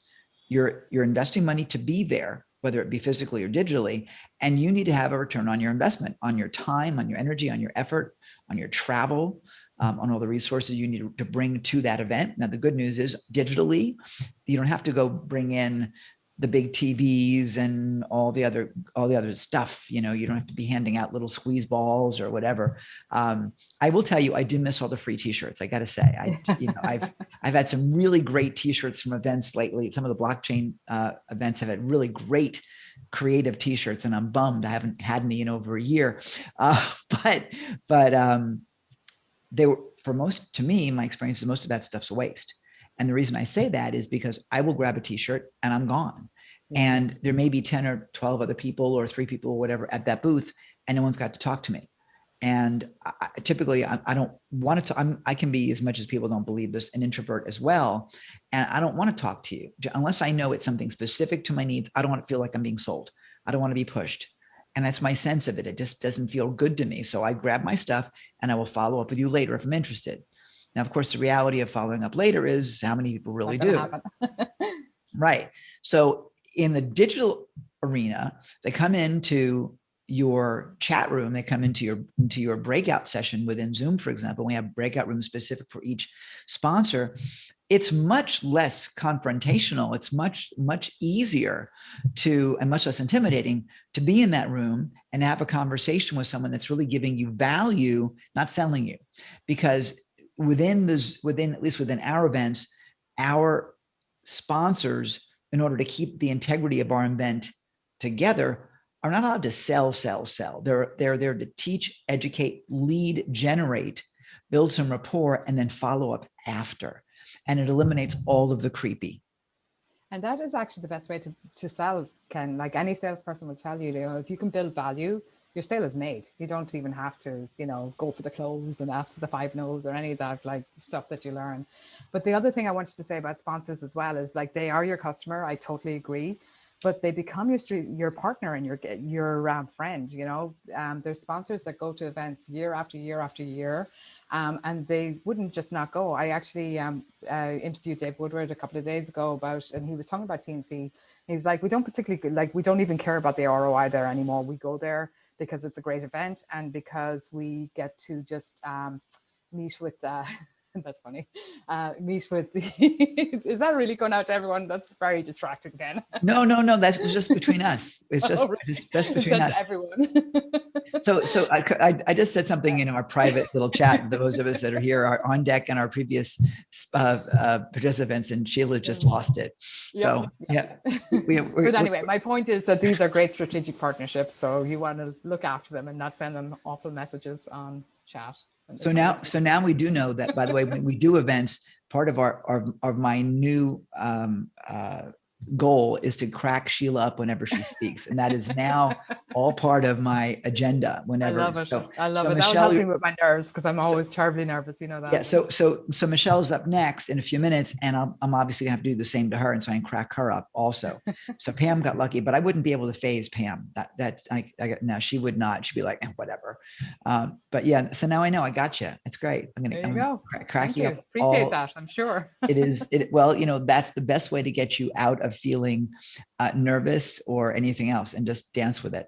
Yeah, because exactly. The only way around it is through it, and that's what I'm doing. I'm just pulling through. Yeah, here's the thing, and this is World Love Week, and this really is about putting love back in business, and really, to me, being real. To me, being real. And so we have people here that are doing their first presentations ever, and some of them are scared to death to do it. And of course, why would you be scared? You're only talking to 17 million people. Uh-oh, just lost Sheila. I just scared her and she's gone. Oh my goodness. I think her computer just crashed, is what I think just happened. So welcome, Sheila, to that. I will dance for minutes, and if Pam, you want to pop in, and Michelle, you want to pop in, we can chit chat for a little bit. We have just a few minutes before Michelle comes on in. But I don't think she ran away. I think her computer just crashed. You just see her just went down and gone. So it happens. Welcome to our world. Welcome to our world. So we're gonna go live with Michelle Hollis in just a few minutes. But you are watching World Love Week, and it is live, and it is crazy, and it really is about bringing back that feeling of fun and joy and love in business, in relationships. And I think the biggest piece of this, having been doing events for nearly 40 years, and I kid you not, I'm only 39 years old, so how the hell I did that, I don't know. My mother had some miraculous deception or conception or whatever the heck it is. And it was certainly a deception in the inception. But here's the thing. We do live stressful lives in just about so many different ways. We do. And I think the best thing that we can do to serve in our communities, whatever community it is to add an element of fun. In whatever way. And I tend to do it by being cheeky. Other people do it in different ways. But at the end of the day, we have two major drivers: to be loved or to love. It comes down to that. So much fear comes into play because we have a lack of either of those. And so, right. So in whatever way we can share compassion, we can share our hearts. And if we can learn to be vulnerable. Yes. And that's a really, for many people, difficult thing. There is a TV show that unfortunately has been canceled a couple of years ago, and I'm going blank now on who the stars were, but I think it was called The Newsroom. And if you haven't seen it, I believe it was on HBO, not HBO, forgive me, on Netflix rather. You want to see this show. And the guy that played the lead was a newscaster with a pretty significant ego. But the fascinating thing is that when he did something stupid, and he would do things and it wasn't a comedy that way, it was a drama, but when he would just be, for all, a dick, that's a technical term.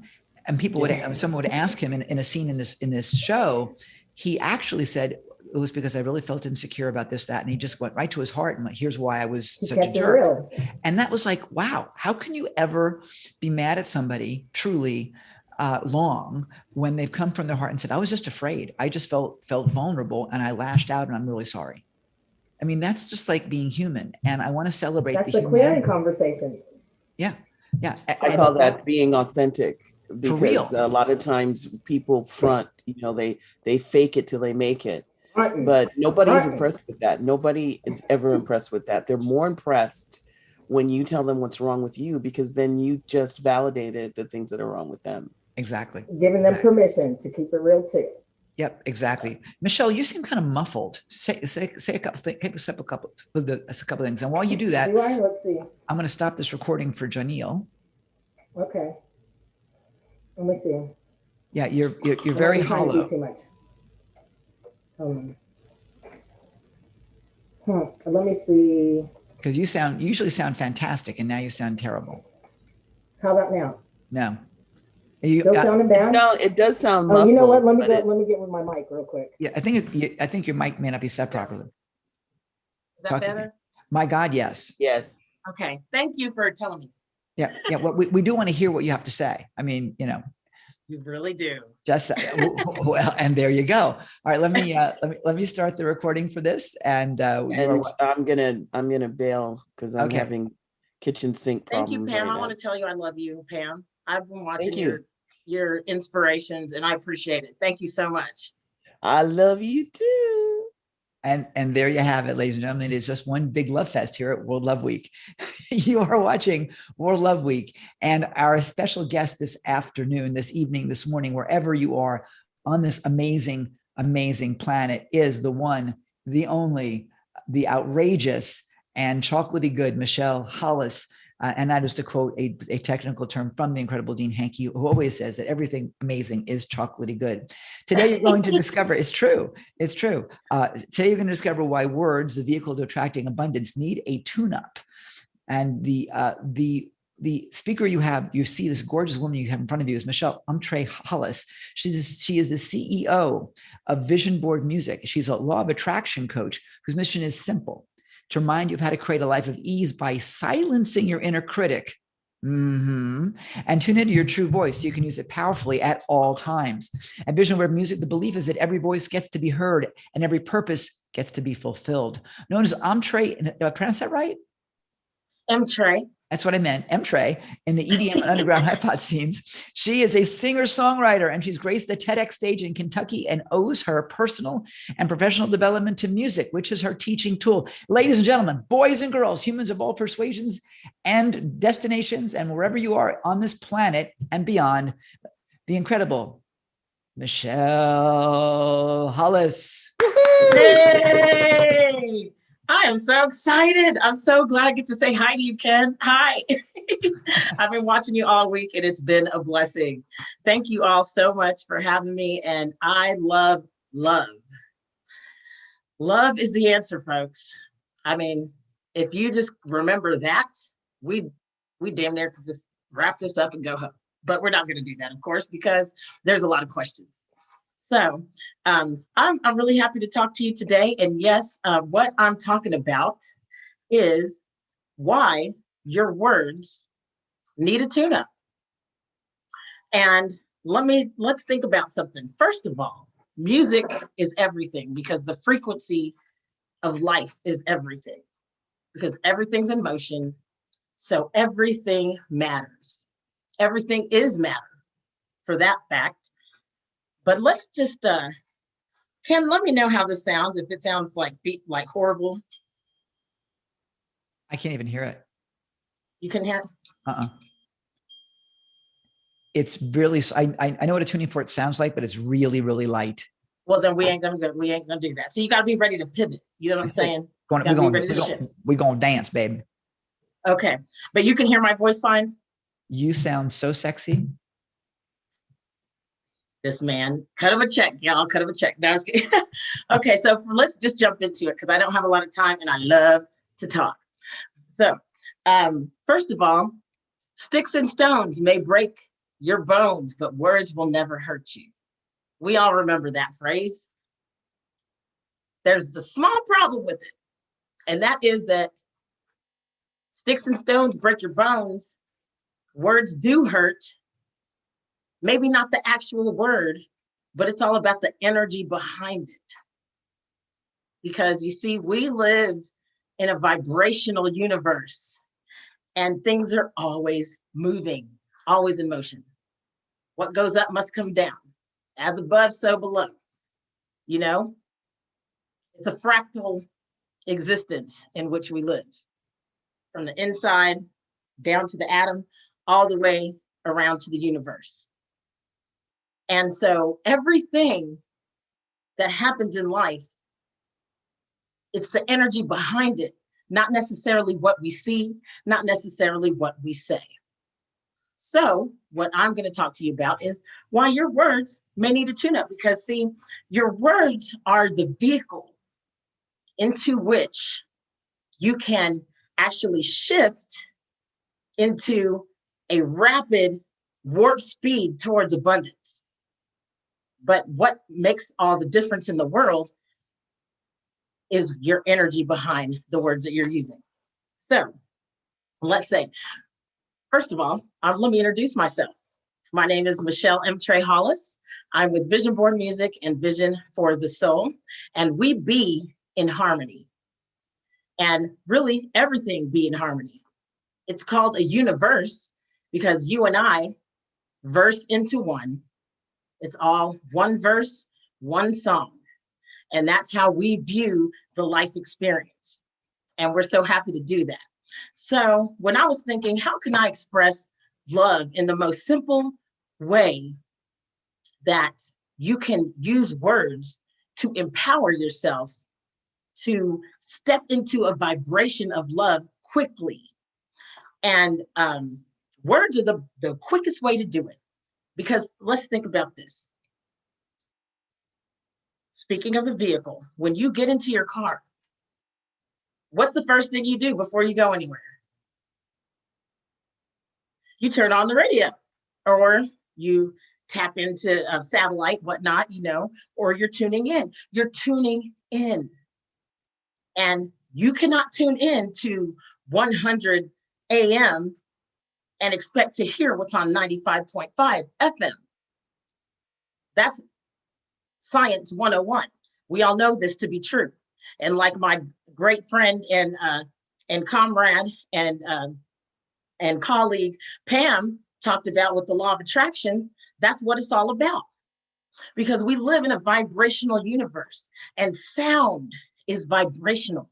Light is vibrational. So when you think about, you get into the car, you're going to tune your radio. You want to make sure before you do anything else that you got it on the jams you're trying to roll to.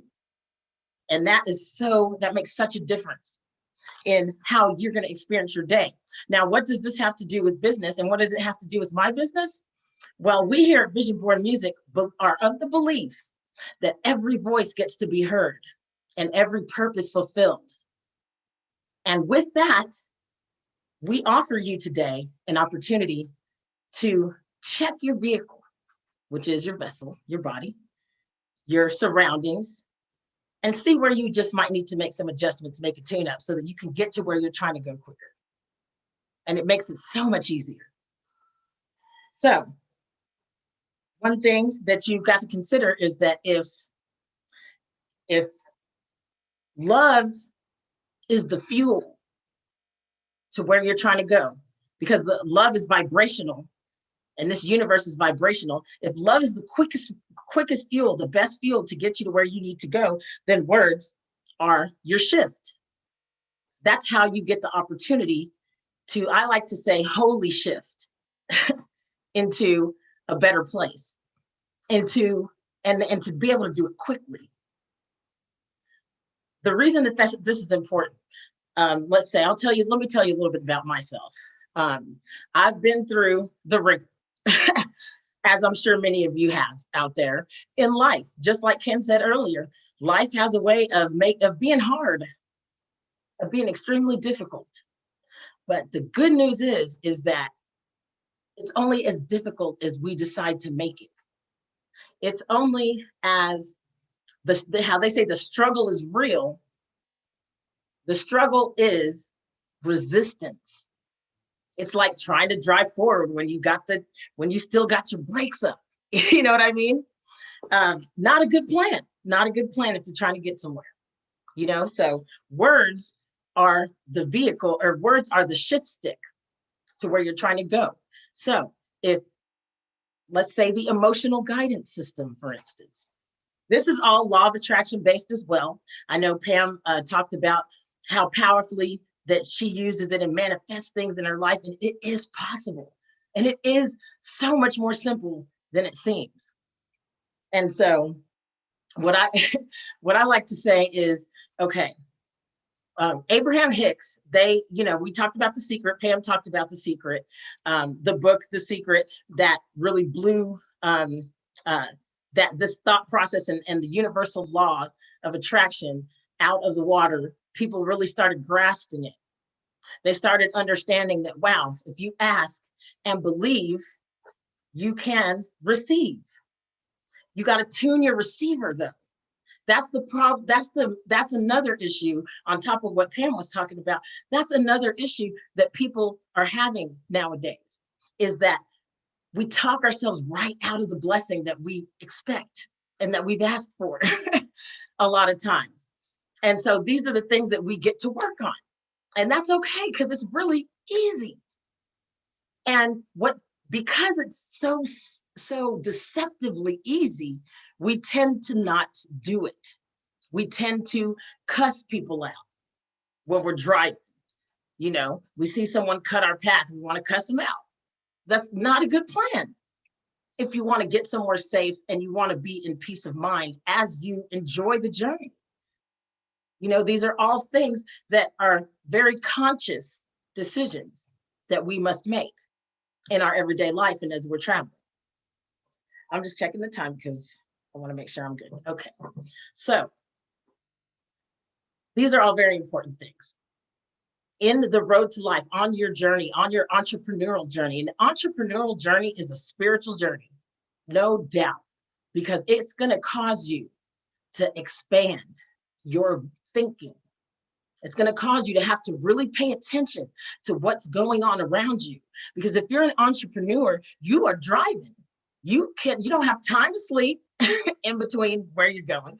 You got to be conscious of the breaks that you're taking on your way to where you're trying to get to go. And most importantly, you get to really, really think about enjoying the journey. You got to be prepared. When it comes to needing a tune-up, when you're taking any trip, you want to make sure that you have everything that you need to be successful, especially a map. You don't know how you're going to get to where you're going. First of all, if you don't know where you are, that's something pretty important. So you know where you are, and then you say, okay, where am I trying to go? How does that relate to your person? How does that relate to the person that you are and you being who you be? How that relates is that you need to know exactly how you feel, because your feelings are the vibration. Your feelings are the vibration that lets you know if you are on path or not. It's your GPS system. So, emotional guidance system. This is a concept that was presented by the amazing Abraham Hicks. I am a full believer. And listen, I saw The Secret. I saw The Secret. I'm not going to date myself because it's been out for a while. But I saw The Secret back in the day, and it's been decades. Let's just keep it real. And when I saw that, it blew my mind, because what they were saying made so much sense. And so what they talked about is the emotional guidance system. It lets you know to check in, to pit stop.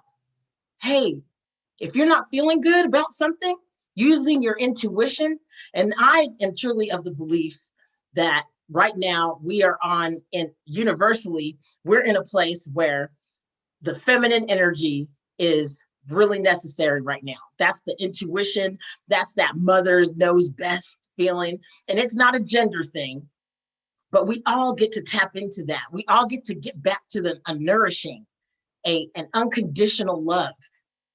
And that's important. So back to the guidance system. The guidance system lets you know, am I on the right track or am I not? And how does that work? Well, as soon as you feel like not good. I mean, it's really that simple. It seems like deceptively simple. But as soon as you feel like you're not feeling good about anything, the sooner you catch it, just like with a car, when you're on a trip, as soon as you feel a little wobble or you feel a little resistance, you probably shouldn't keep just driving. You know what I mean? You might want to pull over and check out what's going on. You know what I'm saying? And so, so you're not feeling good. This is what I've learned to do. And literally, that's what I was saying earlier. What I was trying to say was that I knew about The Secret that whole time. Literally only started listening to Abraham Hicks, even though I've heard that name associated with The Secret for over a decade. And you know, when I finally hit the button on YouTube, when the little tabs kept coming up, the little pictures, I did it 3 months ago, October 31st weekend. What had happened was I had went to Florida to move my boyfriend down there because he got a job brewing. I was happy to be there for him, but I didn't feel it was the right thing to do. That's a longer story for another time. I came back here because it was voting time, and it all happened so fast. I didn't have enough time at that time to, I didn't have enough time at that time to change my license so that I could go vote. And I wanted to make sure that my voice was heard at the polls. So I went and got him settled in, came back here. In the middle of that, got laid off from my job that I did not request getting laid off from. And they've decided that because COVID had decided to blow up in El Paso, Texas. You could look it up. It was so bad that when my uncle got sick from COVID-19 and he was coming down the steps and could not breathe, and when the ambulance came to get him, they took him to an urgent care center because the emergency rooms were full. If you have not had that happen in your town, consider that a blessing and do what you can to protect your people. This is not anything normal. They had prisoners, or they had people from the jail, inmates, bagging up bodies. The morgues were full here. I'm not lying. Look it up. In October, the end of October. So no, it's not a game. So I come back to that after being laid off. A few days later, get a humongous box full of my stuff on my doorstep. I haven't talked to my ex-boyfriend since. I have no idea what happened. So yeah, I could, to say that I wanted to pull over and just quit, it would be an understatement. But I knew that I had an obligation to my uncle, because I knew that what I had inside of me to help every voice be heard and to participate with my family and to share my knowledge and my love and my vision with my family, I had massively failed. Because perhaps if I had talked to my cousin, my younger cousin in her 20s, that went out for her birthday because of all the misinformation, all the noise, the white noise, the static that's going on, the feedback that's happening around us. Conflicting information. She goes out, parties, comes home, effectively spreads it throughout my uncle's household. And I thought, man, if I would have been having these conversations with companies, with my families, then perhaps that would not have happened.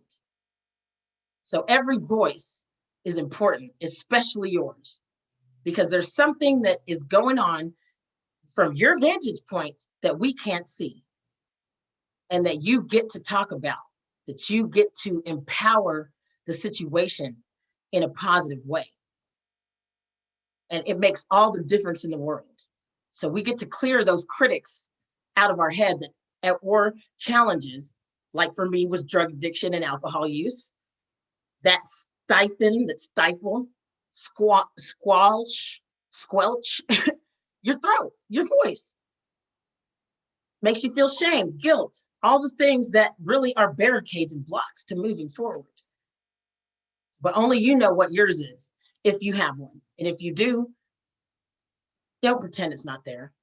That's not a good plan. And it won't get you anywhere. Okay. So anyways, the reason that, so as all that's going on, something inside of me said, okay, maybe I should check out this Abraham Hicks after all. You know, maybe they got something good to say. And whew, game changer, bro. I figured out that, hey, it's all me. I have things to heal. There's shit to do. I've got shit to do. I can't stay still. You know what I mean? And so that's what, from that point forth, it's been a journey. But what I was coming to when I was saying that about checking your engines and checking in and tuning up, when you feel like there's something wrong, don't keep pressing through. You need to take that emotion out and go, hey, emotion, pretend this is the emotion. Hey, emotion, what are you doing here? What is that? You set it aside, and then you let the emotion speak to you. That's called clearing. When people say you have an emotional block, that's what that means. Don't drive over it and blow out your tires. You know what I mean? You need to check that engine, see what's happening. And the power in that is that when you open up your heart, when you open up the hood, open up your heart and let the energy flow through, you get the opportunity. The universe will deliver you the answer. There's not been one time since I've been doing this. And this is 3 months, bro. Like, it's not, I literally just started listening to Abraham Hicks in October of 2020. So I know if my life can change dramatically in the midst of everything that I was going through, I know that the same thing can happen for you.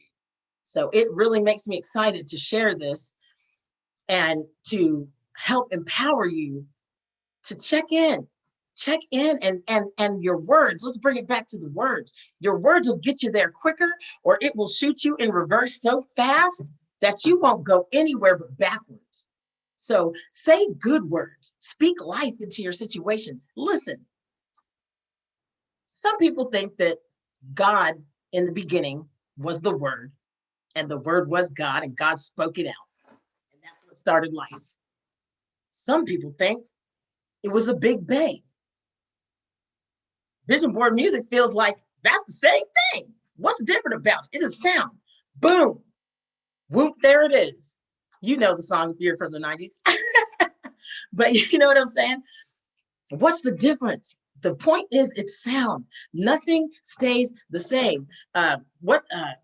Newton proved that what goes up must come down. Things are moving. Nothing is solid. There are atoms in between each other, whether they're solid as this metal or whether it's water, pop particles. Everything is moving. There's space between.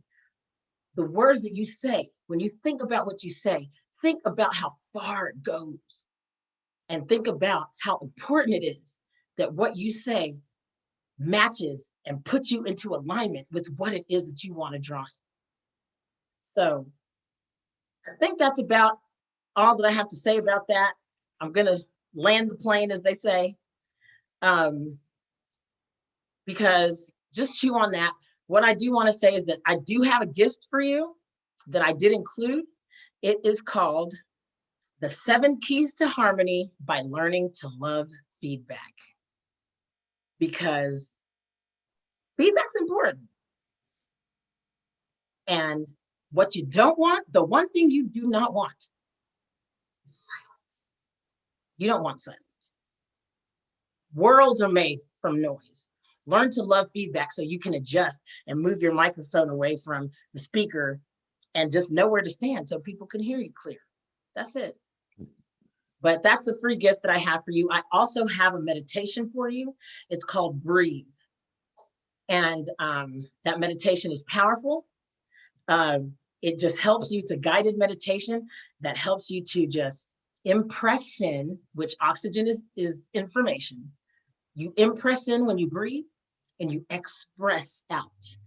And then that's how you get, you transmute it and you let go of everything that's in your way. So I think that about does it. I'm just wondering, is Ken, are you still there? Nope, I'm not.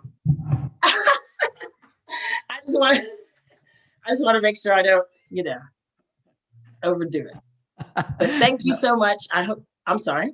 No, I said I'm not here. Okay. No, I'm not here. And we're still together for a few more minutes. So if there's something else you want to add or whatever before I bring on the incredible DK, who's looking terrific in the wings over there. He looks like he's just enjoying the sunset. Just enjoying the sunset over there, dancing. That's it. Okay, no problem. Yep. Well, I hope that makes sense to everyone. And, my call to action for you is another thing, while we were speaking on being a vehicle for you and using words as your vehicle, I'll give you a couple quick tips. Positive affirmations. That's something that you can do. It's free and it can change the way that you interact with your world. There's a book called Love Yourself Like Your Life Depends on It. I can't remember the name of the author, but powerful. All he did to change his vibration was to say, look in the mirror and say, I love myself. I love myself. I love myself. And anytime he had a doubtful energy that started to rise, he just would say, I love myself. I love myself. Powerful, powerful, powerful book. Simple. But you got to do the work. That's the key. You have to do the work and you have to not be afraid of it being so easy that it almost doesn't make sense. You know what I mean? But it does make sense. I said, Ken, I decided that I'm now an ambassador for the Counterintuitive Intelligence Bureau. I just made that up.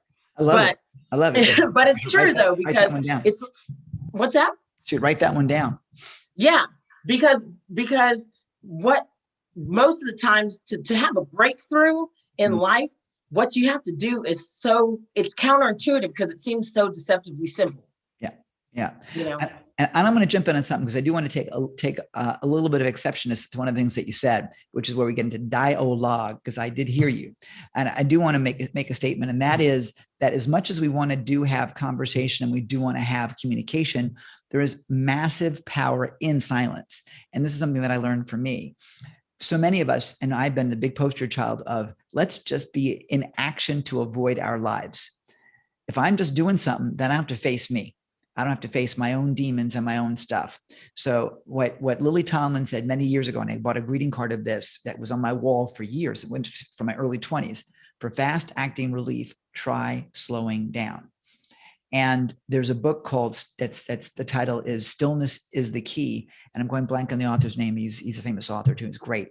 But Stillness is the Key. And I'm going to recommend that when the guacamole hits the fan, then what you do is you sit your ass down and just breathe, and you're all about the breath and to do the meditation. That stillness will help some of those demons show up. And it may be uncomfortable for me to sit still, but I got to tell you, when I'm in that state, magic stuff happens. We wouldn't be here today if I didn't do that, if I didn't sit still. And whether it's taking a walk or taking a run or just baking a cake in that stillness, that's where magic just sort of happens, and your mind can empty of all the crazy stuff, and then it just can get easier.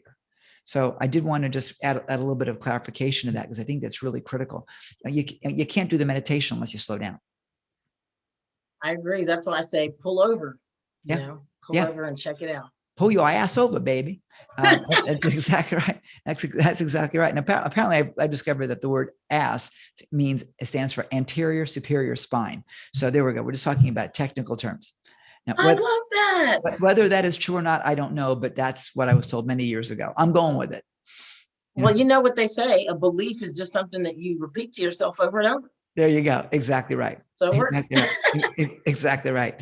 This has been a joy, which was certainly not at all unexpected. I'm thrilled to have you with us, and looking forward to seeing you again. I know that at some point you may be hosting some of our sessions later on during the week. We'll see how that can work out. Ladies and gentlemen, the incredible, the amazing, and incredibly motivated. Look at that smile. I mean, good grief. That's just amazing. delightful Michelle Emtre Hollis. Thanks so much, Michelle. Thank you so much. You all be blessed. Thank you. Keep on loving. There you go. Appreciate it. Good to have you with us. All right. I'm going to stop the record right there real quick for Janil, make him happy. One thing you always want to do is you want to make your video editors happy. It's just the way I say that. So we are actually right on time, a couple of seconds early, which is totally awesome. The delightful face you're looking at right now is the incredible DJ Warner, who will be going live with us in just a matter of seconds. Let me go find his introduction, which is something you want to not miss for 1 second, because it was so well written. I didn't even write it myself, actually, but he is pretty awesome. Are you guys ready? Just put a big thing in the chat. Tell me you are ready to rock and roll, because we are going to do this right now. World Love Week continues with the incredible DK Warner right now. Ladies and gentlemen, our next guest, I'm excited to have him on board, because if you have been dealing with any element of stress over the course of the past life that you've been living, but certainly over the past year and however many months, as things have been certainly challenging, and even if they've been the best year ever of opportunity, stress is, well, let's put it this way, diamonds get made from stress. So today we're going to talk about more love and less stress. And I want to introduce you to the man that they call Mr. Calm. He's the author of 3 books on marketing, customer service, and stress elimination, having personally mentored over 200 executives and professionals, who loves to help overstressed professionals acknowledge the stress that they're carrying, activate their own inner peace to achieve potentially more success than ever before in their professional and personal lives. Welcome, please, will you? And it's hard for me to welcome you without applause, mister, but welcome without applause, the incredible, the outrageous, the loving Mr. DK Warner. How you doing, DK? Good, Ken, and yourself. Thanks so much for having me here today. I really appreciate it. Great. And I figure if we applaud now, then it's over, right? So we're just really getting started. So I love it. Yeah. I love it. I got to tell you, I love that backdrop. That is so perfect. And it's so perfect for you. It is totally perfect for you. I appreciate that. I'm just in my center of calmness here. I love it. I love it. A quick second while I do a screen share.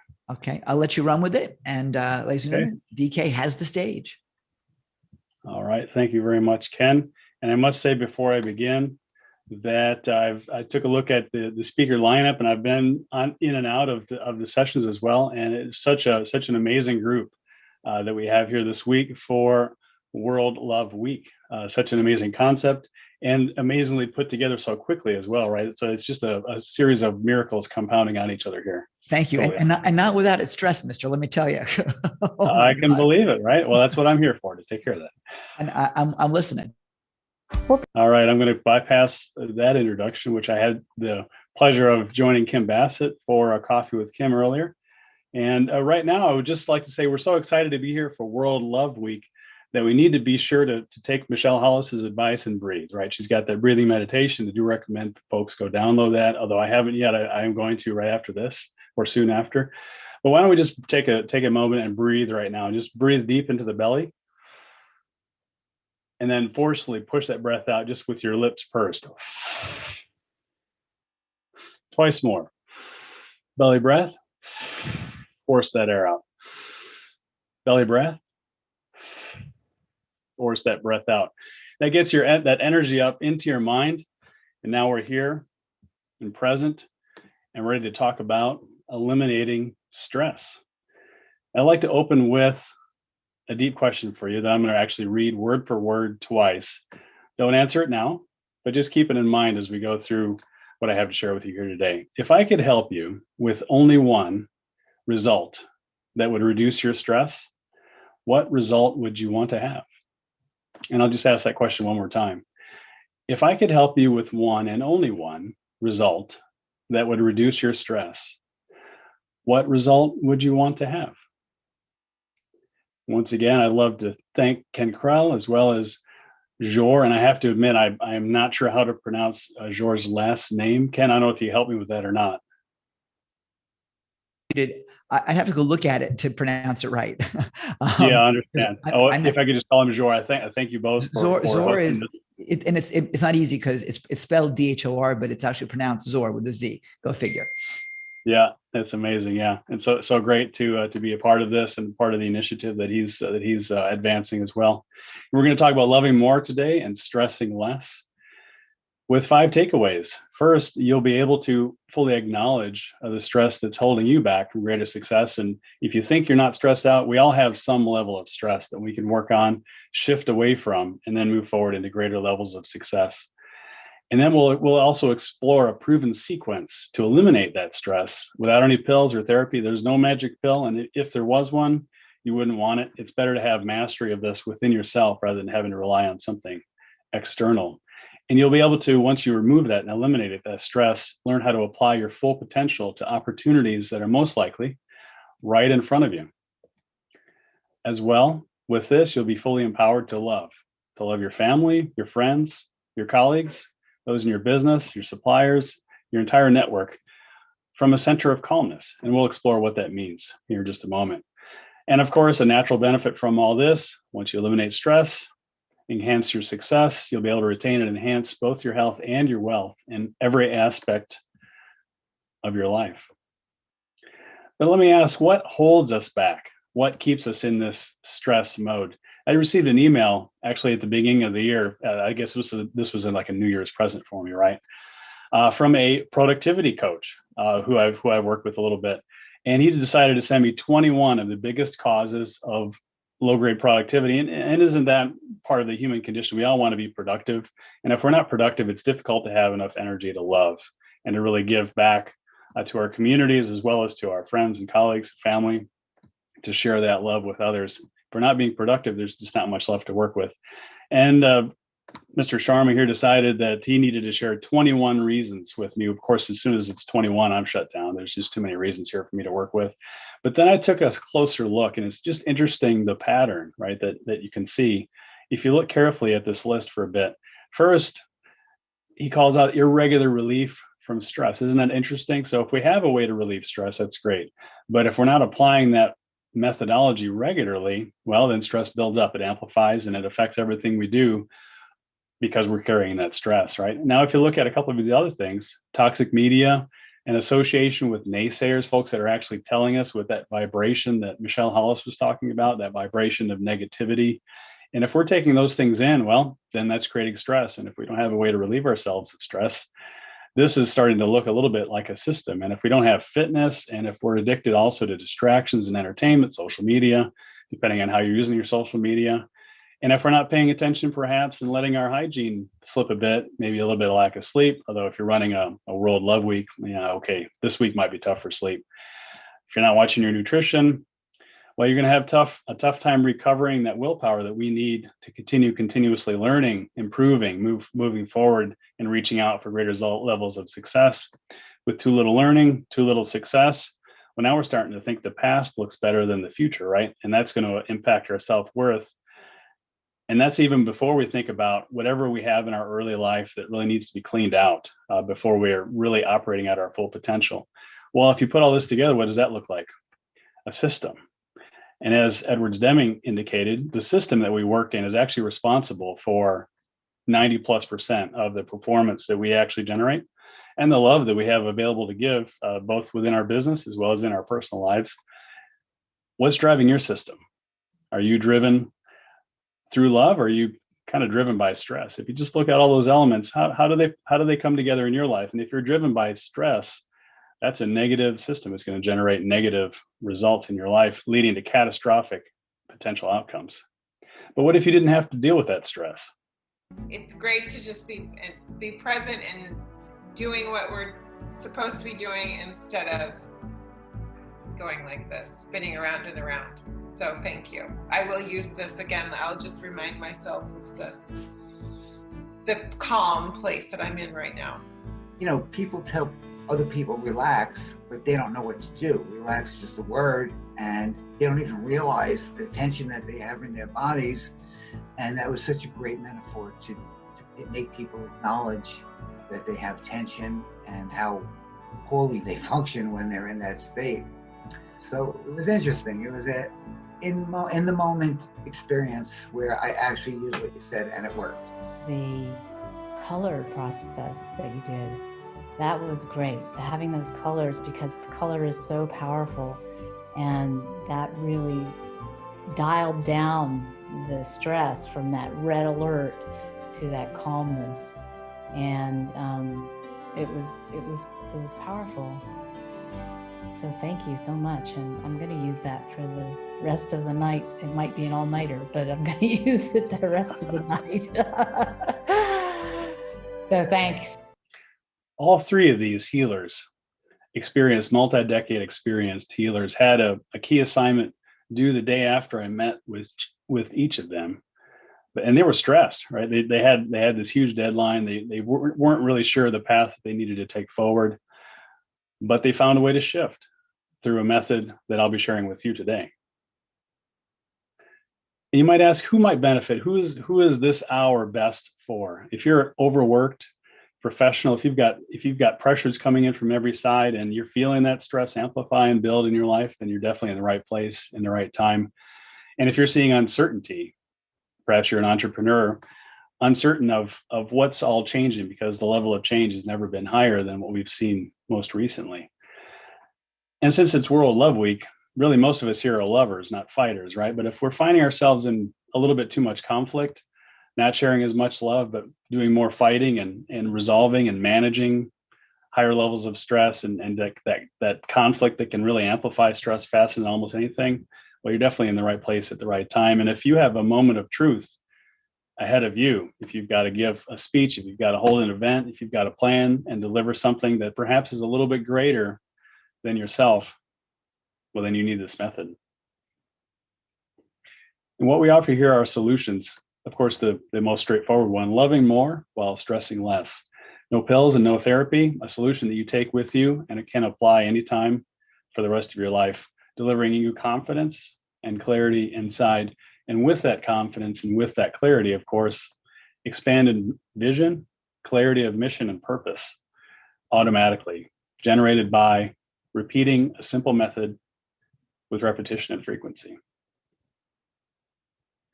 And I'd like to offer a gift for those who stay to the end of the session and really take all this material in, because really you've got to receive the entire message here to really understand what I'm talking about. And if you do, I've actually got a gift for you that I'm going to deliver right here live. And this is in addition to what we've already offered on the dashboard. I wanted to point out several mentors that I've had the pleasure of working with, and really and truly the most efficient way to move forward and become more successful and to have that and generate that reservoir of love is to work with mentors who have been there before and done what it is that we wish to do.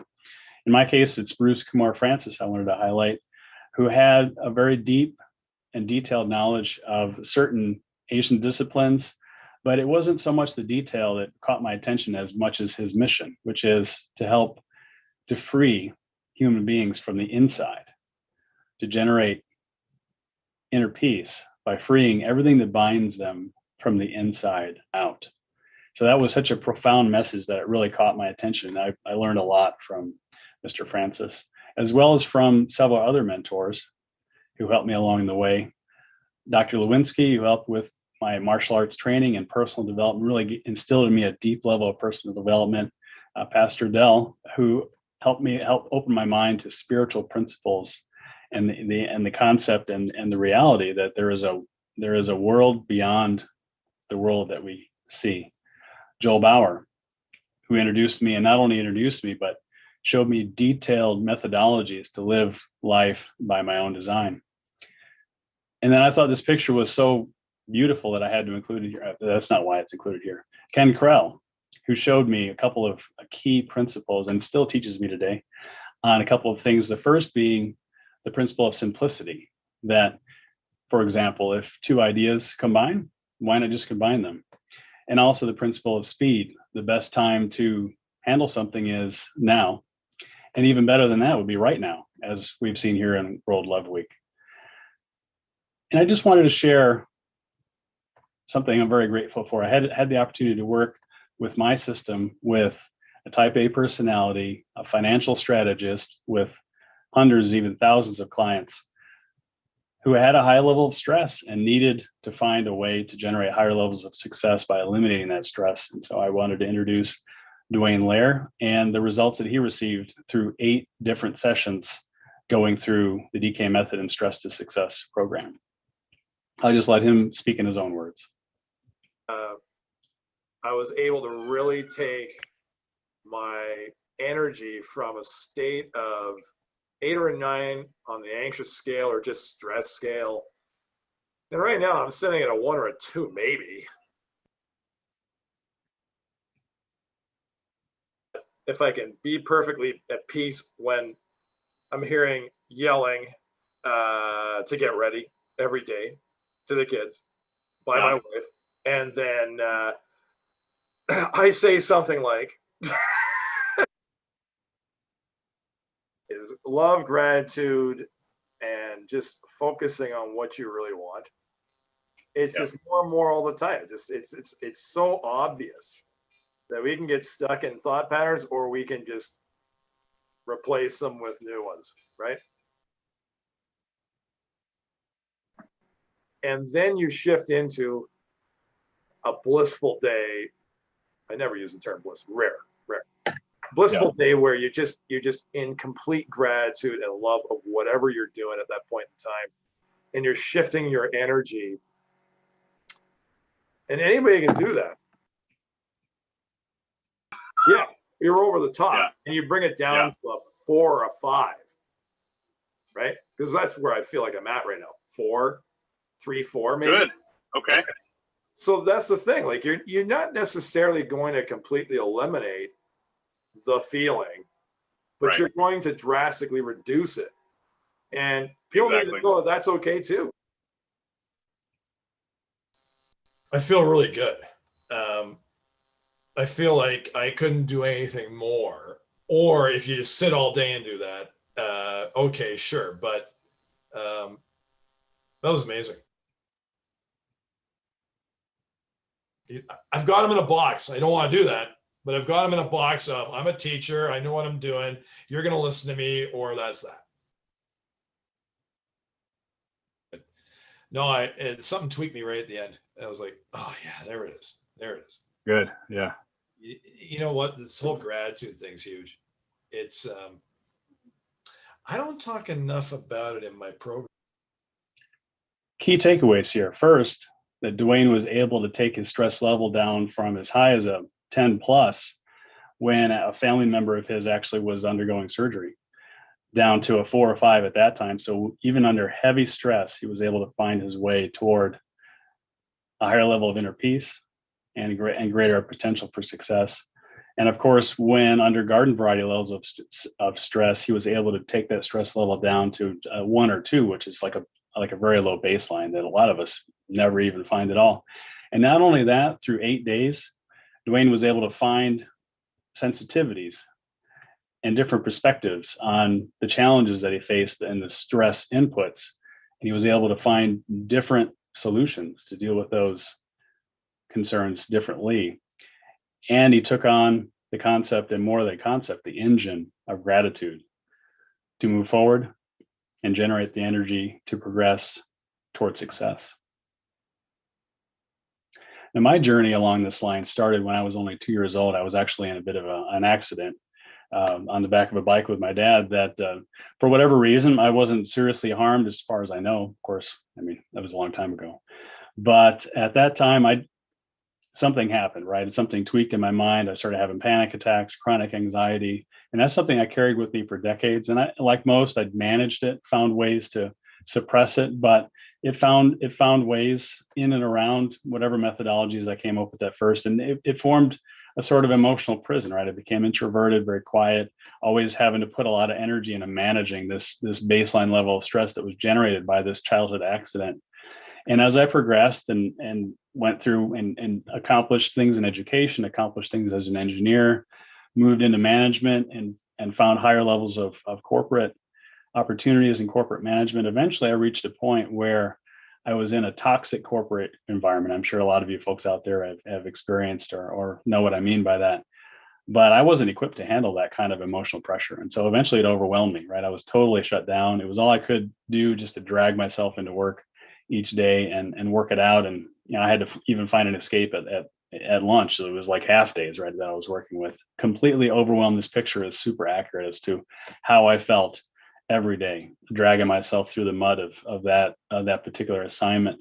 And I needed, therefore, a transformation method, something to completely clear that out and move forward.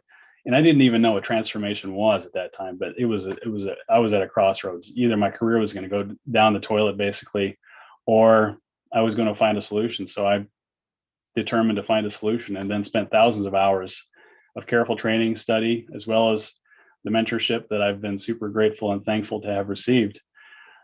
And I found my answer.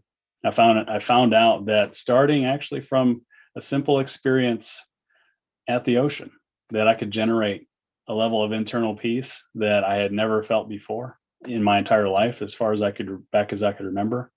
And not only that, but I could repeat that. And as I began developing and distilling that process through the mentorship, through the careful study, and thousands of hours of specialized education, instruction, and study and development, I began to see stress and anxiety and overwhelm differently. And once I put this together into something I could teach others, distilled it down into a process that I could transfer to somebody in just 10 minutes time, well, I began teaching it. And that's what I'm here to share with you today. It's a solution for pain, right? And if you're feeling today a little bit too stressed to really feel the love, that's already coming to you, through this method, you can enjoy having that inner peace restored, which is actually the source of your own love and eventually wealth. If you're too stressed to give the love for those who you know deserve it, you'll have an instant solution that's available to you any place and any time, nothing external required, completely inside. And if you're too stressed to have the vision, to see the love that's possible, through developing the mental clarity that'll come with the Stress to Success program, clarity will be yours, along with that vision, which will translate into a mission that will drive you to action to achieve that success and be able to give the love and see the love that can be developed and generated through the solutions that you offer.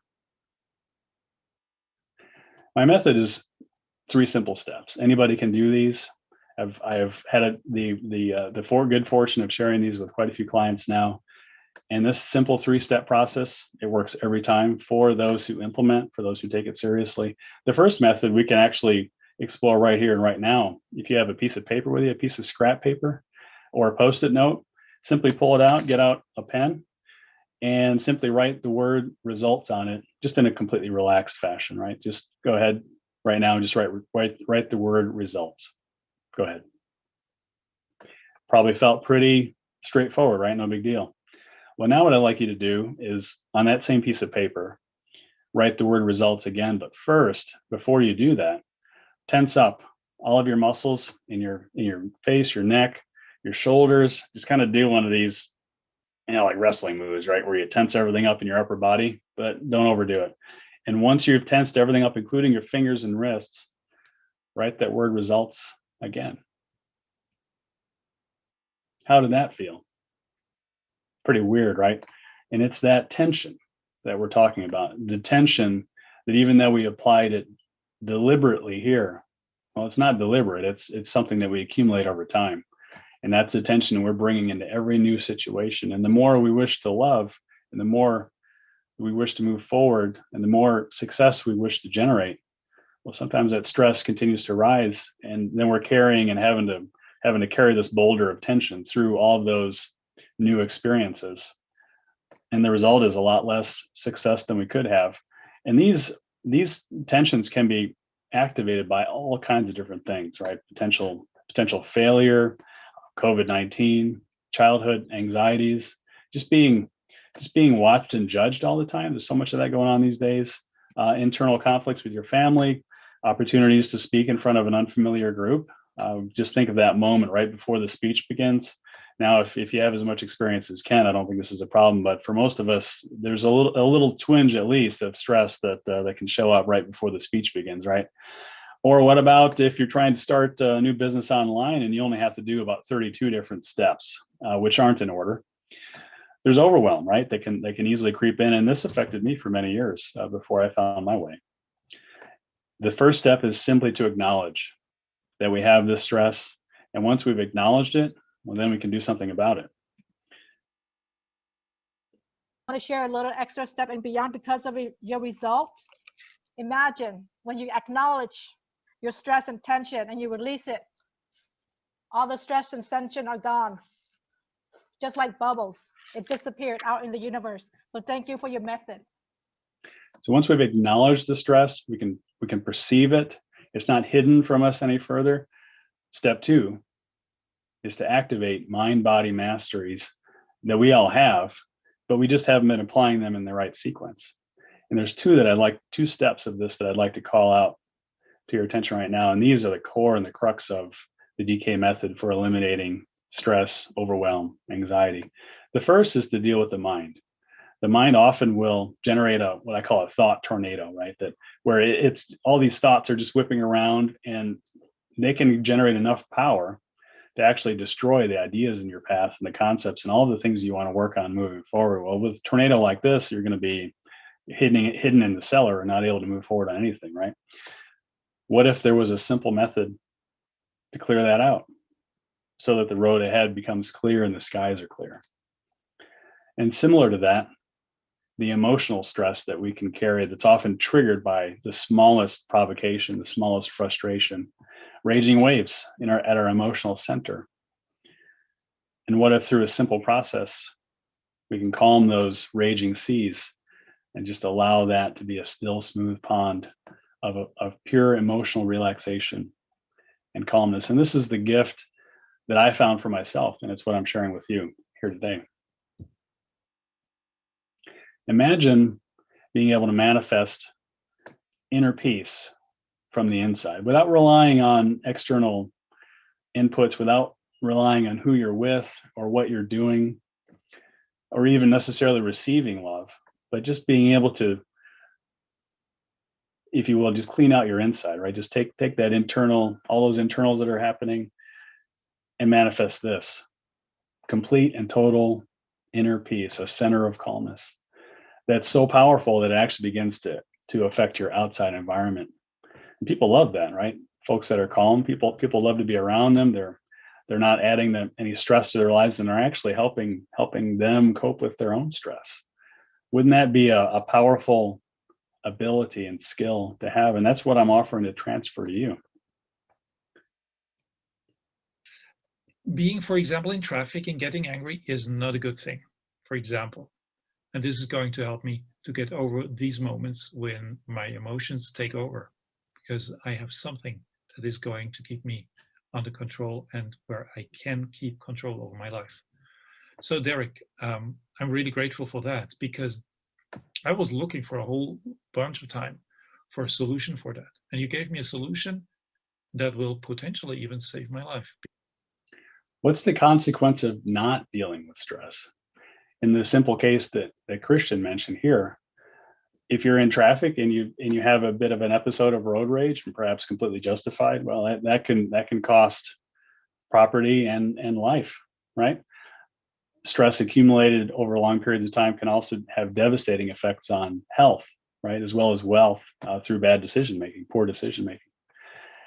And if nothing else, think about your career. Imagine not having to hold such high levels of stress and being able to not only manage your career, but to accelerate and amplify the success that you find within your career from a center of calmness instead of a center of stress, which is so often and so common out there as folks push the envelope. And if they don't deal with the stress, even if they find the success, the cost is so great. And what I'm offering here is a chance to change that equation such that high success does not mean high stress, and actually eliminating stress generates higher levels of success.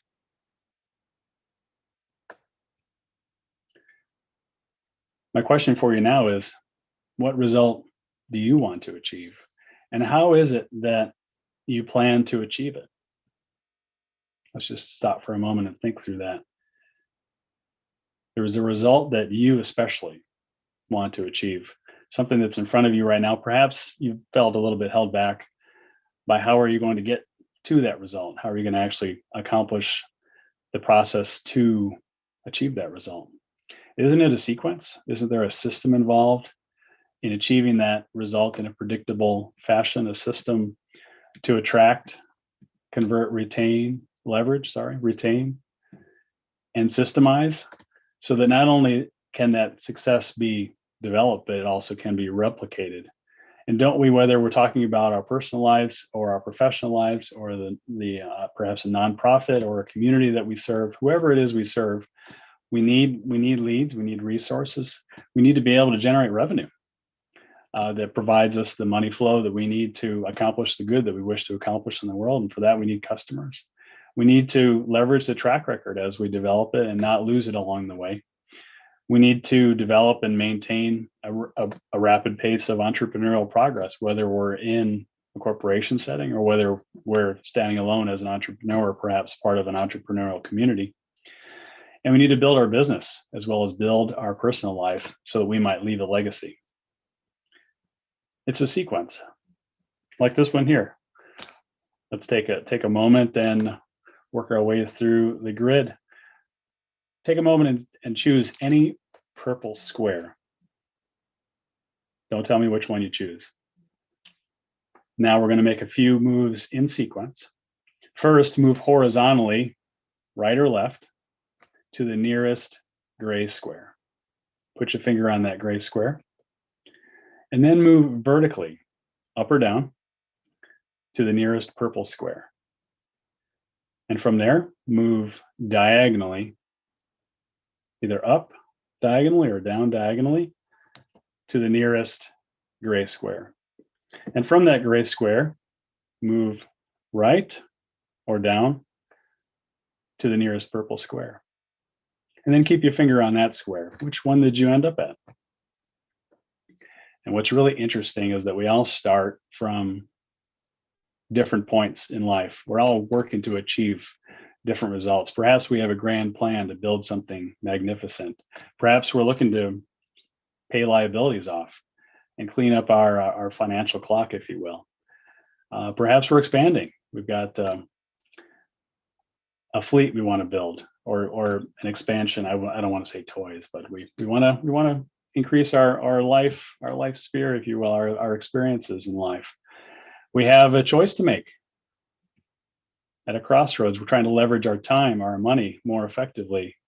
Perhaps just enjoying a moment with our life partner, or even going introspective, looking inside deeply into our own mind to understand how it works.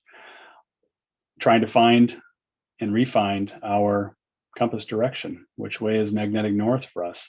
Taking care of our personal life, our family, our health, our career as we climb the ladder, perhaps. And of course, progress is only natural, it's only human.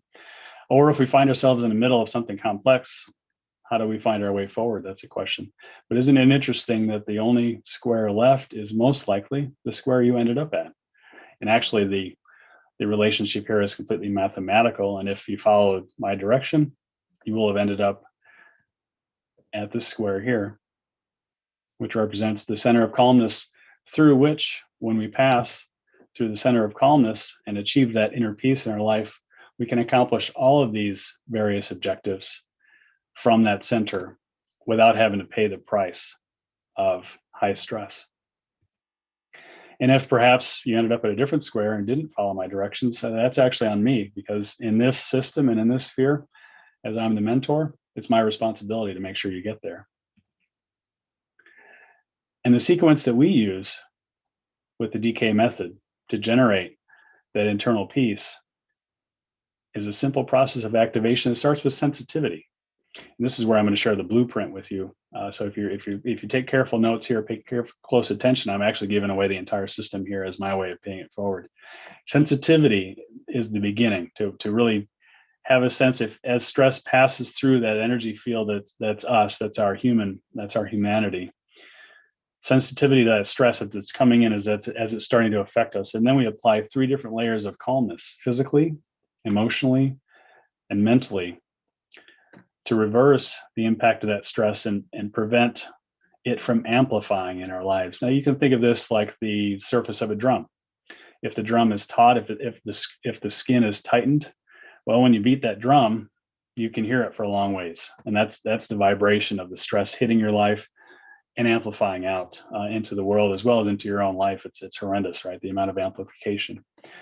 But by applying calmness, well, now that that drum skin is not taut anymore. Now it's relaxed, and so all you hear is it's a thud, and that stress isn't going anywhere because it's really being absorbed and dissipated, and no longer has any further impact on your life. And then we don't stop there. We apply the gratitude engine, which provides us that energy and flow to keep moving forward from a spirit of thankfulness. And then we apply some advanced topics here. Perfect peace, the inner peace that's developed by going through this sequence, which opens up our energetic potential from within. Michelle Hollis mentioned vibration, and this is where that vibration is free. It's no longer bound up by stress, and you're free then to allow all of that vibration of your vision, your mission, and your purpose to come forth and express itself back to the universe so that you can move forward to a higher level of success, just sharing the love that you have from your heart with the world. And by expanding that vision greater than you've ever expanded it before, the resources come to meet you. And by applying this triangle you see in front of you, perfect peace, a sense of inner peace that's developed by generating that center of calmness, which becomes a new center that we can go to instead of always finding ourselves just drawn back into that center of high stress. And then that expanded vision represented by the yacht at the lower left form a triangle that bring abundance into our lives, the abundance that we need to share the love. DK helped me to de-stress and to prepare myself for success. I use DK's quick start before I go on stage and in my daily life. His quick start takes me from a 10 to a 1 in under a minute. I highly recommend DK. Less than 60 seconds. Stress level 10 to stress level 1. Sound interesting? Would you like to know more about that? I've got a few minutes left here. I can teach about this. I'm here. I'm just in the background here. Yes, tell us more. Tell us more, cowboy. Yeah.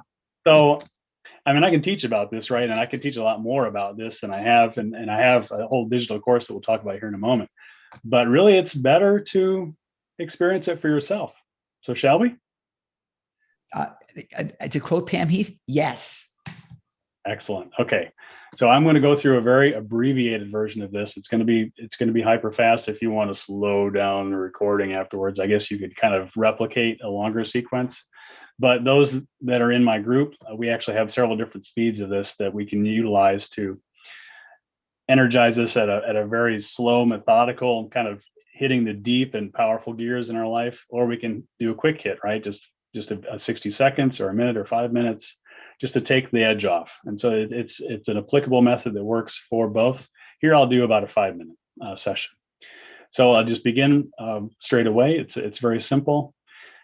We begin with body relaxation. So I just start with placing the hand on top of my head, and I just let my mind's focus then flow down from top to bottom through all the muscles, and allowing each muscle group to relax from the head through the shoulders, the chest, the core, upper and lower back, just relaxing all those muscles in the hips, the legs, all the way through the feet until you feel a tingling at your toes. It indicates the energy is beginning to flow more freely. And then we also go through the arms and relax the upper arm, the forearm, the wrists, the fingers, until the fingertips feel that same. I'm going to close my eyes because I'm actually going to do this as I'm talking you through it.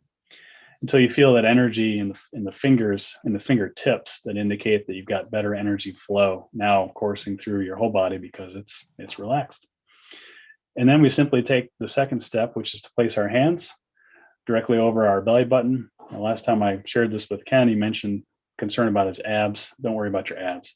Just go inward from your hands and bring your mind to a point of focus 2 to 3 inches in, right at your emotional center. Spend a few seconds just observing. I'll just be quiet here for 5 seconds. Just keep that focus at a point.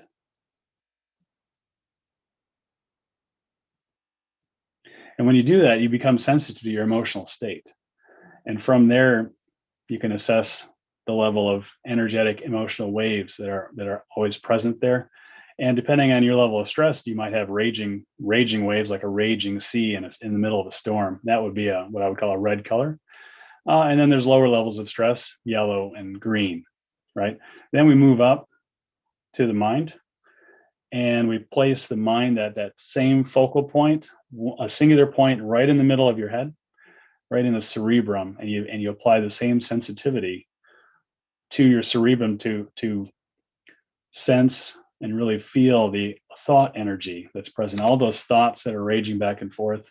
If you've got high energy going on here, that would be a red condition.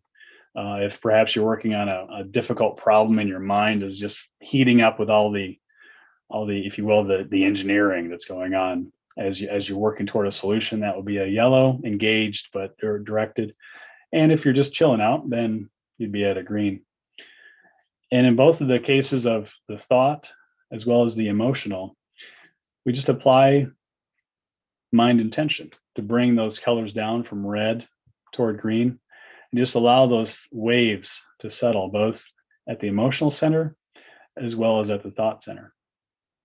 And then from there, we reach out and grab a point in our past where we were perfectly at peace, and we borrow that energy back again to bring it back, because we can really recall from a sense memory recall perspective, we can recall that energy that we felt back at that time of perfect peace right here, right now. There's nothing preventing any of us from bringing that memory back right into the present moment. And so we leverage that to actually return ourselves to that feeling when all is right in our world, no matter what's going on externally. Internally, everything is right. And then we actually take that and we work through a movie screen technique that empowers us to actually clear obstacles by putting them on the screen and just clearing them out, and then moving forward by putting then our goal on the screen and activating a strong sense of gratitude. And not just a sense of mental gratitude, yeah, I should feel thankful for whatever this thing is that we're going to achieve, but actually a physical body-mind type of gratitude. We're actually putting our hand on our heart and applying mind focus to a point directly in the heart and allowing the heart to begin radiating that gratitude. And we have methods to develop this thankfulness, which for some of us might be hard if this circuit is not strong in us at the moment, or if that energy is somehow held back. We have systems and processes to allow that gratitude to expand until it's radiating very strongly. And when you pair all of this together, suddenly you're talking about an individual that was stressed and tense, and now is fully relaxed at a center of calmness, perfectly at peace, radiating gratitude, clearing obstacles, and grateful for a goal that now is very clear in their mind, right? They have a clear vision, and that only naturally moves all of us when we reach that state forward into success and into being able to share the love, right? Because with that activated heart, talk about World Love Week. If we're all activated to love, I mean, how much better would the world be if everybody had that type of activation and we're able to move forward to share and give love in tangible ways to those around us. So that's a very brief, is more of a tour really of what we do as the workout. If you were to join one of my specific webinars on this topic, then we would actually go through this in about a 15-minute session. And those in our group, every time we meet, we go through just like a martial arts class, right? You don't go to a martial arts class to just learn concepts. You actually go to practice, right? And drill. And that's what we do. We work out, and we take 10 to 15 minutes every session to go through these techniques until they're mastered, until they can be done much more quickly, perhaps in just a few seconds, until you can actually apply them in a boardroom, in a meeting, on a Zoom call, right in front of everyone, and without anyone being the wiser that internally you have this process to eliminate stress in the moment. And imagine having access to this twice a month, success activation sessions, each and every month for a year. How much benefit would that produce for you? And how much more would you be able to take care of your family? In this case, this is my family. I'm going to bypass asking permission to reveal them because they're already sitting here in front of you. But think of your own family, and even if your natural family is small, perhaps it's not as big as mine. There's 10 of us here, and of course you can imagine how much stress can be leveraged if we're not all careful of how we relate with one another. But if with methods to achieve calmness, we're living in harmony. And your family, I might also offer, is likely beyond the natural family, the traditional family that you have, but it also extends to your friends and those that you choose to be part of your family. So my guess is that your family is much larger than just 10, perhaps it's 110. And these kind of methods just allow you to share so much more love with your family and find solutions like my daughter Maria This here. really big house, but it was just me and it was creaking and creepy. I went through the technique that you showed me, and afterwards I felt very calm and relaxed and able to combat any weird sounds that I heard. And I went to bed and I was not scared or anxious, and I felt very at peace and ready to handle it. So I would say it was definitely a success. And what was really cool about Maria's experience is even as she was able to clear that source of anxiety from her life, she moved forward and achieved a much higher level of success, measured in parachuting. A little bit worrisome from a parental standpoint, but it was great for her. She really moved forward in her life and had a great experience with her friend jumping out of a plane for the very first time. So the mentorship that I offer comes in two parts. First, there is a digital course that, of course, is worth its weight in gold all by itself, even with no human contact whatsoever. If you were to engage this course, you would learn and apply a ton, and your life would completely shift. There's been a lot of talk over the World Love Week about shifting your mindset, and of course, that's very important. And there's been a lot of great speakers that specialize in that. But once your mindset is shifted and you've decided that you want to do something different and you're settled on it and you're sure and committed, well, you need a way to clear out the stress, right? Because this is likely going to be different for you than what your routines have been up to this point. And that's what the Stress to Success program offers, activating that body-mind mastery so that when that stress comes up, you can clear it and keep moving forward much faster. The real benefit is the second part of this, which is the live meetings where the group comes together, we support each other, and we move forward, developing and enhancing and strengthening that center of calmness. And when we talk about value, of course, love is not a financial thing, but if we just want to translate it all into financial terms, the benefit to any of us, and definitely I'm perceiving this benefit, is only limited by our own potential. So I put a number, very high number here, 200,000 plus, but there might be another zero here for you, or even two or more. How much would that be worth? For me, it was worth investing over 100,000 to develop the skills that I now have, and now I'm able to share and teach and give back out to others, sharing my heart with you. And because I've distilled this down, really, I've taken it to a point where it's a 10x benefit. Would it be worth 10,000 to be able to permanently shift your life and have a skill set that you would always have available to reach out and achieve a center of calmness any place, anytime? I would say for me, it was worth 10 times that much. But what if there really wasn't any concern about money? And what if you could enjoy these results and make them your own, activating relaxation whenever you need, the ability to sleep, the ability to clear headaches and all those stress symptoms, no longer a problem, emotional calmness, activating the success circuits where you know for sure that you're moving forward, opening up the gratitude engine in your life, and then eliminating those blocks that can hold us back for years, right? Performance stress, procrastination, and just simply the pain of failure, and achieving in the end, mind-body mastery.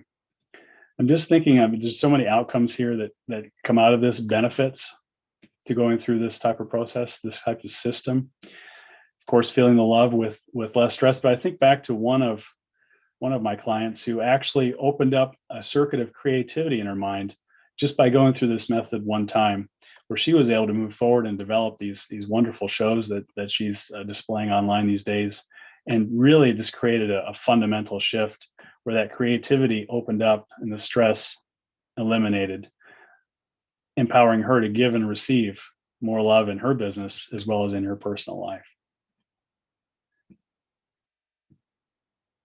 Would that be enough of a solution for you to make the moves? That's the real question, because that is required implementation. It's helpful to arrive live. If folks invest in this kind of a program and they don't show up, you're not going to get any benefit, and that's not really my deal, right? It is super important to arrive, make the moves, engage, leverage the community, and then most importantly, dream and achieve. And if I could leave you with any one idea out of this entire talk, don't forget to dream and put effort and priority. Make a choice to dream, and then make a choice to do something with those dreams and actually bring them to achievement. So if you want to share the love that's in your heart, create a dream around that, and then go forward on that dream. As Ken keeps encouraging me, go achieve it, right? Maybe you can get a whole event done in just a week or two. I mean, that's crazy fast from my point of view. But Ken keeps showing me how to do it, and one day I will make an attempt to do the same. There's always more out there, and there's always a way to broaden our vision, and this is a way to get out of our own way and just get out there and make it happen. You might ask, with a program like this, how could I offer any kind of a guarantee? It's pretty simple. The process works. Everybody that's tried it, who implements, there's no failure. So that allows me to give a rock solid guarantee for folks that invest. If something doesn't work out, it's simple. Apparently, we weren't meant to be together. You weren't supposed to be part of the group. We just part ways. No hard feelings. But those who implement, there's the failure level is 0%. And not only that, but we have the benefit within the group of keep holding each other accountable to move forward.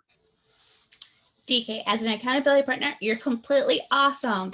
I've grown so much. I've learned so much from you. You keep asking me the questions. You keep asking me what else I need. You help me get past those humps of where I get stuck at. So I know that your program is amazing, and what you've shared with me and helping me get to my program and my abilities of what I'm able to share with others, it's so exciting. So anyone who gets to work with you will be enjoying those pieces and attributes that you actually bring out to us and helping us empower ourselves to empower others. So I am so excited. Thank you, DK. It's been awesome. And of course, the collaboration that we enjoy isn't limited to simply stress elimination or removing overwhelm or anxiety from your life equation. But whatever expertise we have and share, we share that with each other and help each other move forward. So the question I have for you is, if the answer were sitting in front of you right now, how much time would you be saving not carrying that stress? And for those you might consult, what if they consulted with you to find out what your secret is, where you get that inner peace? And what if your mind was so clear that your decision-making were snap quick and you no longer had to worry about lack, but you were just overflowing with abundance, both of resources as well as love to share with others? And what if you had that love to share with your family, children, for whoever you reach out to, and wherever you find yourself being, from a position of abundance, from a place of complete calmness and inner peace? I've offered some free gifts that I believe will be here in the dashboard. But we can't work with anyone, but I would like to invite those who wish to take this process farther and deeper to consider joining us in the inner circle. We're building a group, small, intimate group, not too many folks, because we want to be able to work together and hold each other accountable. So we need to make sure that it's not too big. But for those who are interested, we do have an offer specific for World Love Week, because we're with Ken Krell, and Ken Krell's a wonderful audience, at a price that you would not be able to achieve elsewhere, simply by going to this website here, dk.grouppages.com/inner circle, where you'll find a page, simple page here like this. And you'll see the normal cost, which of course you won't have to worry about, with two options: either a one lump sum lifetime offer, lifetime meaning as long as you wish to hang out with us, it's not going to cut off after a year, but it's always available to you. Anything and anywhere we have an activity or a meeting, you're welcome to join us. Lifetime access as well to the digital course elements and the recordings. And we also offer this because we're in a pandemic and because financial resources are stressed for many, a way to spread this out into 12 payments, non-renewable, meaning that once you've reached your 12th payment, it's done. You're then a lifetime member, nothing more required. So this is a very special offer because Ken Carell is such a special individual, and I'm so thankful to have this opportunity to be here working with Ken, and I look forward to working with Ken further. And the other reason why this is set up like this is because I think that folks from World Love Week that might join my group will likely help spread the message that there is a solution for stress. And we can achieve higher levels of success by eliminating the stress, which empowers us to share, give, and receive more love. You just raise that love quotient out there in the world, one person at a time. So it's been, Ken, such a pleasure, and Jor as well, such a pleasure to be a part of this effort here at World Love Week. And if we have time for questions, I'd be happy to entertain whatever you might have in mind. We do, DK. We have about 5 minutes here, so we can rock and roll. What is it typical? And I can't see the access. I can't see Facebook, so I'm going to work from the seat of my pants, as it were. What is the number one thing people ask you? The number one thing people ask me, I get a variety of different questions. I'm going to have to think on that. Pick one. You don't have time to think. You got to dance, cowboy. I got it. I think the number one question people ask me is, how am I so calm? That's the first thing they notice, right? Because I mean, the Mr. Calm thing is not just a cute name. That was actually a name given to me by somebody who says, "Why are you so calm?" Now I understand why you're so calm. How do you manage to do that? And what I just revealed here is this is the secret, right? Is that through developing this process and through applying it in my life. I mean, I applied it before I came on stage here today. So this is how I get it done. Yeah, you definitely are that. That is absolutely for sure. You absolutely are that. The king. I would call you the king of calm. Thanks, Ken. No, for real. But you make it so easy, and it's your natural state. I mean, we've talked multiple times before, and yeah, you inherently, when we're in your presence, slow down, which is interesting, which is really interesting. And I learned that listen carefully, people, because here's an important lesson. When you have someone that you need to stop and pay attention to, they control the conversation, because you've got to stop and listen to them. People that are it's easy to it's distraction. We hear so much noise all day long. But when you are able to be calm and allow space for people to understand what you're saying, you saw that earlier today with Mary Jo. Now you're seeing it with DK. They capture your attention. They capture your participation. They capture your mind, and they capture potentially your beliefs. So listen to the element of calm. It seems to be a thread today, and I'm gonna say that that's no accident for me and for my life, but it's totally true. So if you have an ability to go and to get to calmness, to get to peace, to get to relax the nervousness that is within, then absolutely you want to take yourself advantage. Take yourself advantage. That was really made sense the way I said that. Take good advantage of DK's great offer. We will have a link on the dashboard for you as well. So if you didn't catch the website address, you can just go over to the World Love Week dashboard, which is worldloveweek.com/dashboard, and grab DK's offer, because it will for sure be a great thing for you. And that I can tell you. I know this guy runs with his heart first. And which is kind of hard to run that way, but you managed to do it. It's an art form, right? Apparently so. And how he gets it out behind that shirt, I don't know. But it is a joy to have you with us, and we're honored to have you with us as well. Looking forward to see you on our next upcoming events. Also, you bring an element of compassion and heart and goodness to everything that you touch, and that is a really important element that we're really excited to have with us. So I want to honor you. I want to thank you. And any parting words? You got 30 seconds. 30 seconds. No pressure. Just remember, no pressure. 28 now. Just remember the equation. Higher level, pushing harder does not mean stressing more. This is an opportunity here to separate that equation. And and I just want to reiterate too, don't forget to dream. Just let your mind reach a center of calmness and just let it open and expand as if it was as wide as the sky, and just whatever flows into it, let that intuition inform you. Let that dream just drop into your lap, and then go achieve it and apply this method to take the stress out and just reach out for success and just share the love that's in your heart with everybody around you. Thanks, Ken. You got it, DK. Thanks so much, everybody. DK Warner, thank you so much, my friend. You're awesome. Well done. Thanks. Okay. Okay, to stop that recording. Okay. Thank you, DK. You are a gentleman and a scholar. Thrilled to have you with us. And now we shift gears from calm to massive energy. Yes, you do. When you said that there was going to be a theme of calm, I'm like, oh my gosh, you're not talking about me.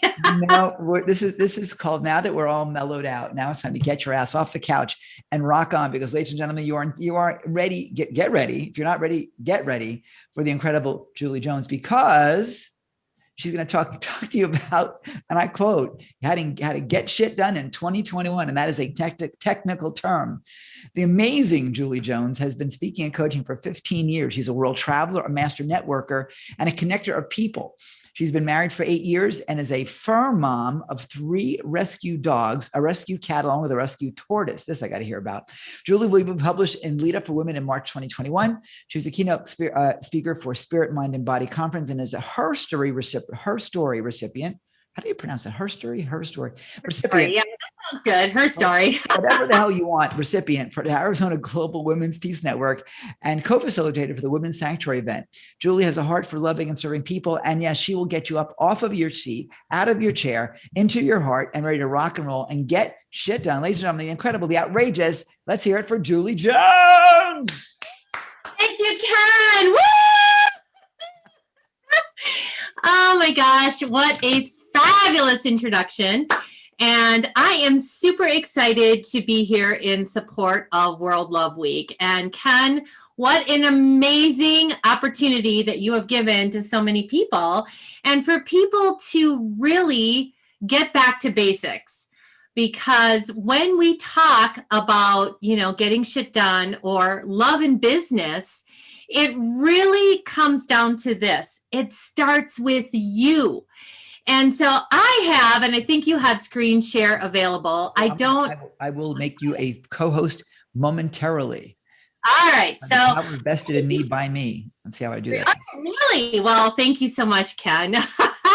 It's like snap your fingers and there it is. So if you can tell, I love to have fun.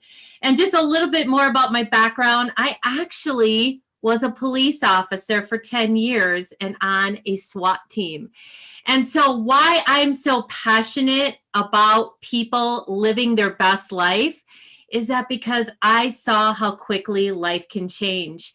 It's really this idea that people are living in the someday that's going to happen when I've lost all the weight, or I have all the money, or I've gotten to this invisible spectrum that you think is going to happen. And all of a sudden life has changed. I saw it in my own life with, the passing of an early age of my mother and my father. And so there are no guarantees. So it's like, how do you live the best life possible now?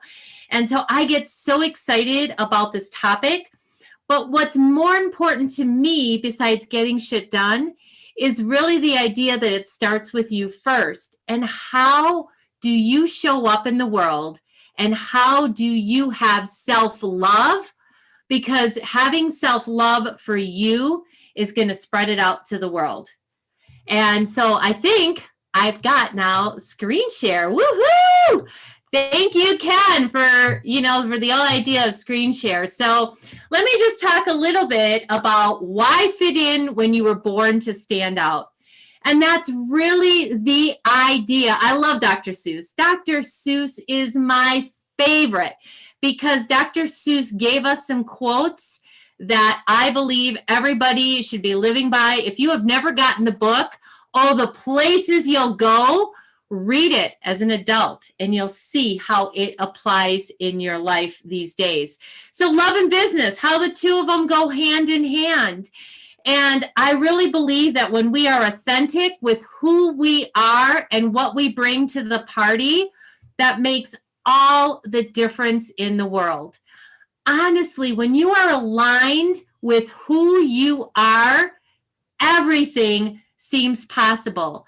As human beings, we are human lie detectors. So when somebody's coming at us and they're not being authentic and true to who they are, we really truly pick up on that difference. So here's a picture of me being authentic and true and loving who I am. You look great. Oh my God, you look awesome. Thank you, Ken. Don't I look awesome? This was for I'm turned on. I'm speechless. I did my makeup a little bit different for you today. So, but if you can see in my background at the very top, I am love. That was a personalized license plate that I have. I now currently have a personal license plate of Be Brave, because again, it starts with who you are and what you're putting out to the world. Do you think I have any issue with expressing myself as who I am? All of the people who are watching this and will be watching this to infinity and beyond are going to see this picture. I love who I am and the authenticness that I bring to any time I'm having a conversation. Because what matters most is really, truly, how do you see yourself? When you take a look in the mirror, what do you see? Who is looking back at you? I will tell you, one of the exercises that a lot of times in coaching, I assign people to do is really to look yourself in the eyes in a mirror. And can you say, I love you? That is one of the most difficult things I have found for people to do, because looking yourself in the eye and really recognizing who you are and everything that you bring to the party. Listen, if you're going to get a lot done in life and you are going to accomplish all those dreams and goals, you truly have to be in alignment with who you are. I believe that all of us have been given unique gifts. And one of the things that you can do is write down what those unique gifts are. And if you want to share them, I don't know if we have a Facebook feed going on or whatever it is, but everybody is unique. Everybody brings a special gift. Are you living in alignment with who you are and those gifts that you bring to this world? Because everybody was designed to bring those gifts. So again, this goes back to when you're authentic, you create an energy and a vibration that people want to be around because you are unique. And all of us really face different fears in life. You know, our core fears, I believe that there's two of them, is that you'll find out that you're not enough or that you won't be loved or accepted. So every time that we're making a decision to look at doing anything, what happens is that those fears get in our way. And really, quite honestly, those fears are just designed to create new opportunities. I'm a huge believer in face the fear and just do it anyway. Do you know how much time is probably spent sitting on the fence and worrying about the decisions that you are making? Being on the fence is the most painful place to be. And there's a reason why they call hindsight 2020. So once you make that decision, be confident that you made the best decision possible with the information that you had at the given time. Because when the situation passes and now all of a sudden you have all this additional information, hence 2020, because now everything seems so better. I should have done this and I should have done that. I'm here to tell you, stop shooting on yourself, because you are enough and you are loved and you are accepted when you live in alignment with yourself. Fear is a reaction. Courage is a decision.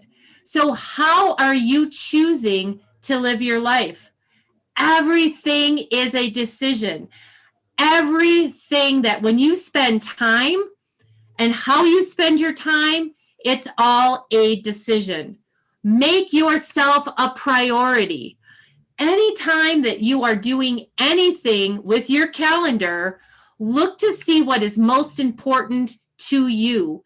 And love means self-care. So taking care of yourself and making sure that you are putting yourself as a priority is not selfish. It is not designed to second guess what you are doing.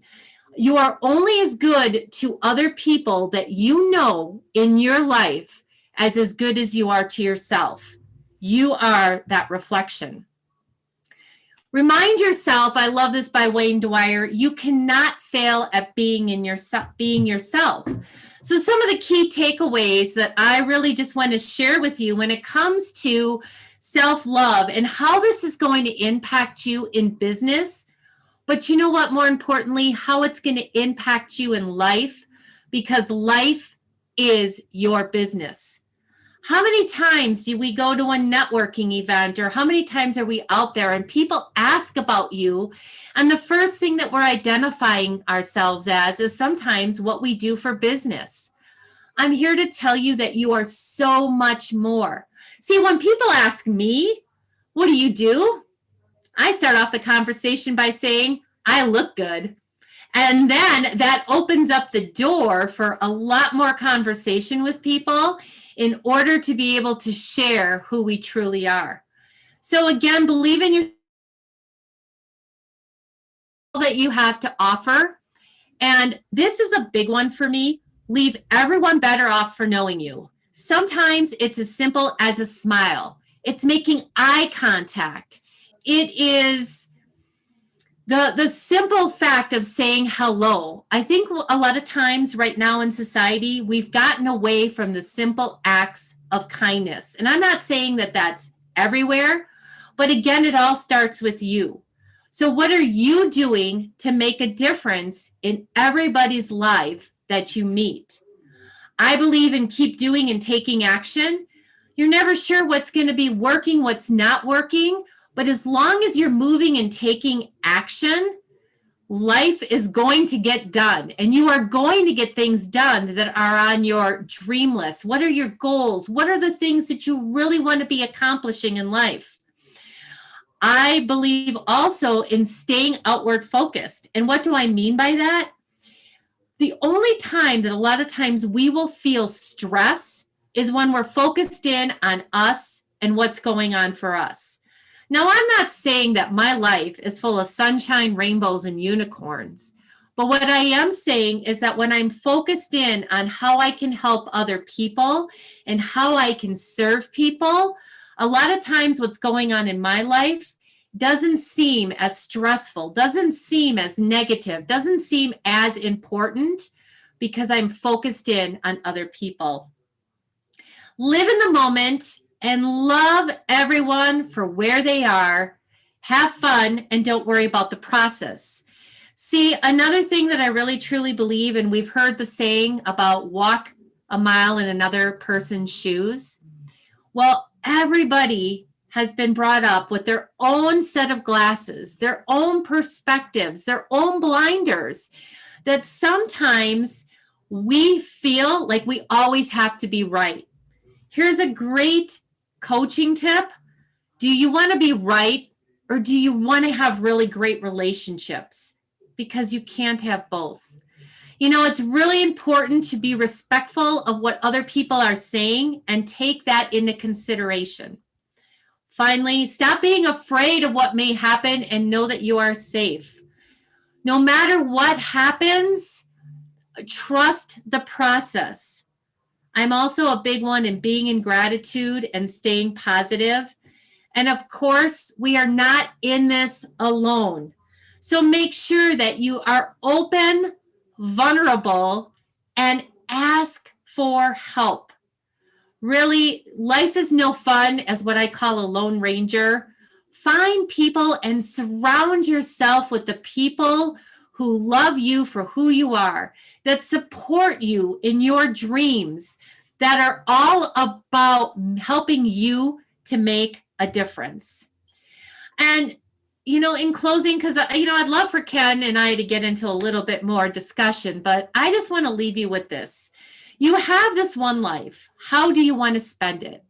By apologizing, regretting, questioning, hating yourself, running after people who don't see you.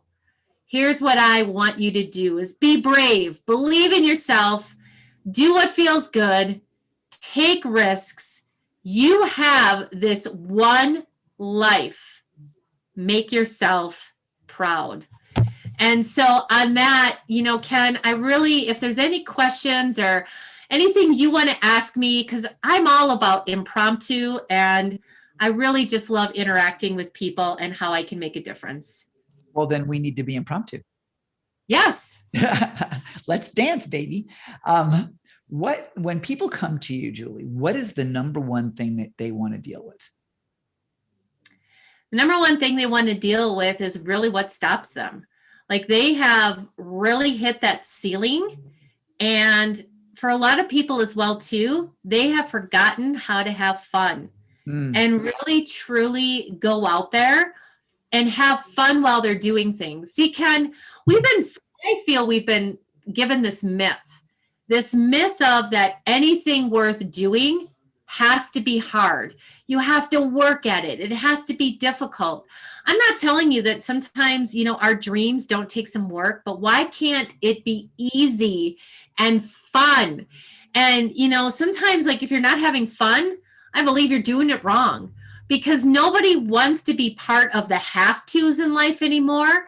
I love to say I get to. Like I was excited tonight to say I get to speak with Ken Krell on World Love because for me, this is fun and this is what I'm passionate about doing. Yeah, it's true. It's funny because while you were speaking, I bought myself a ski pass for this year because I haven't skied in quite a few years for a variety of logistical reasons, and now I'm going to ski Australia for the first time ever in a few months. Cannot wait. Fun. And a friend of mine was saying, I'm only going to go for a day. I'm like, I'm going for 5 days minimum because that is important.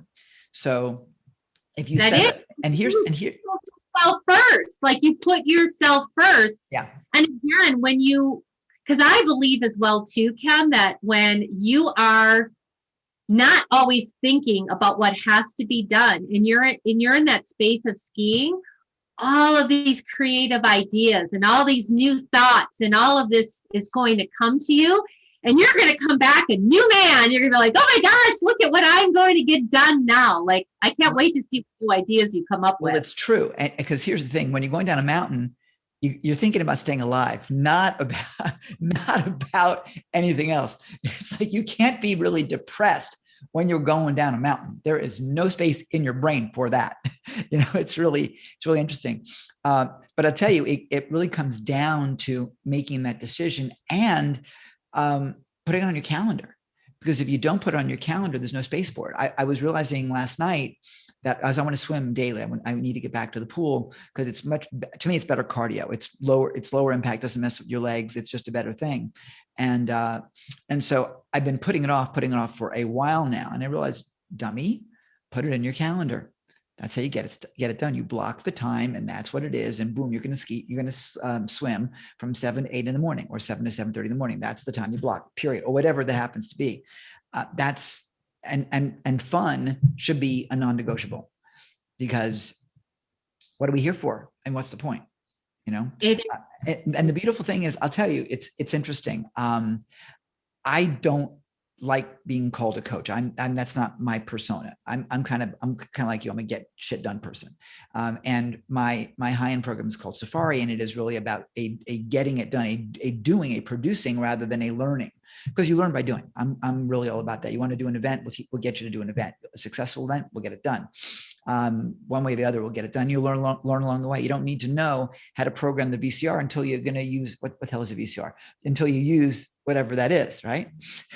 Right. So in the old days when I was doing coaching, I remember, oh God, I got to go do this call.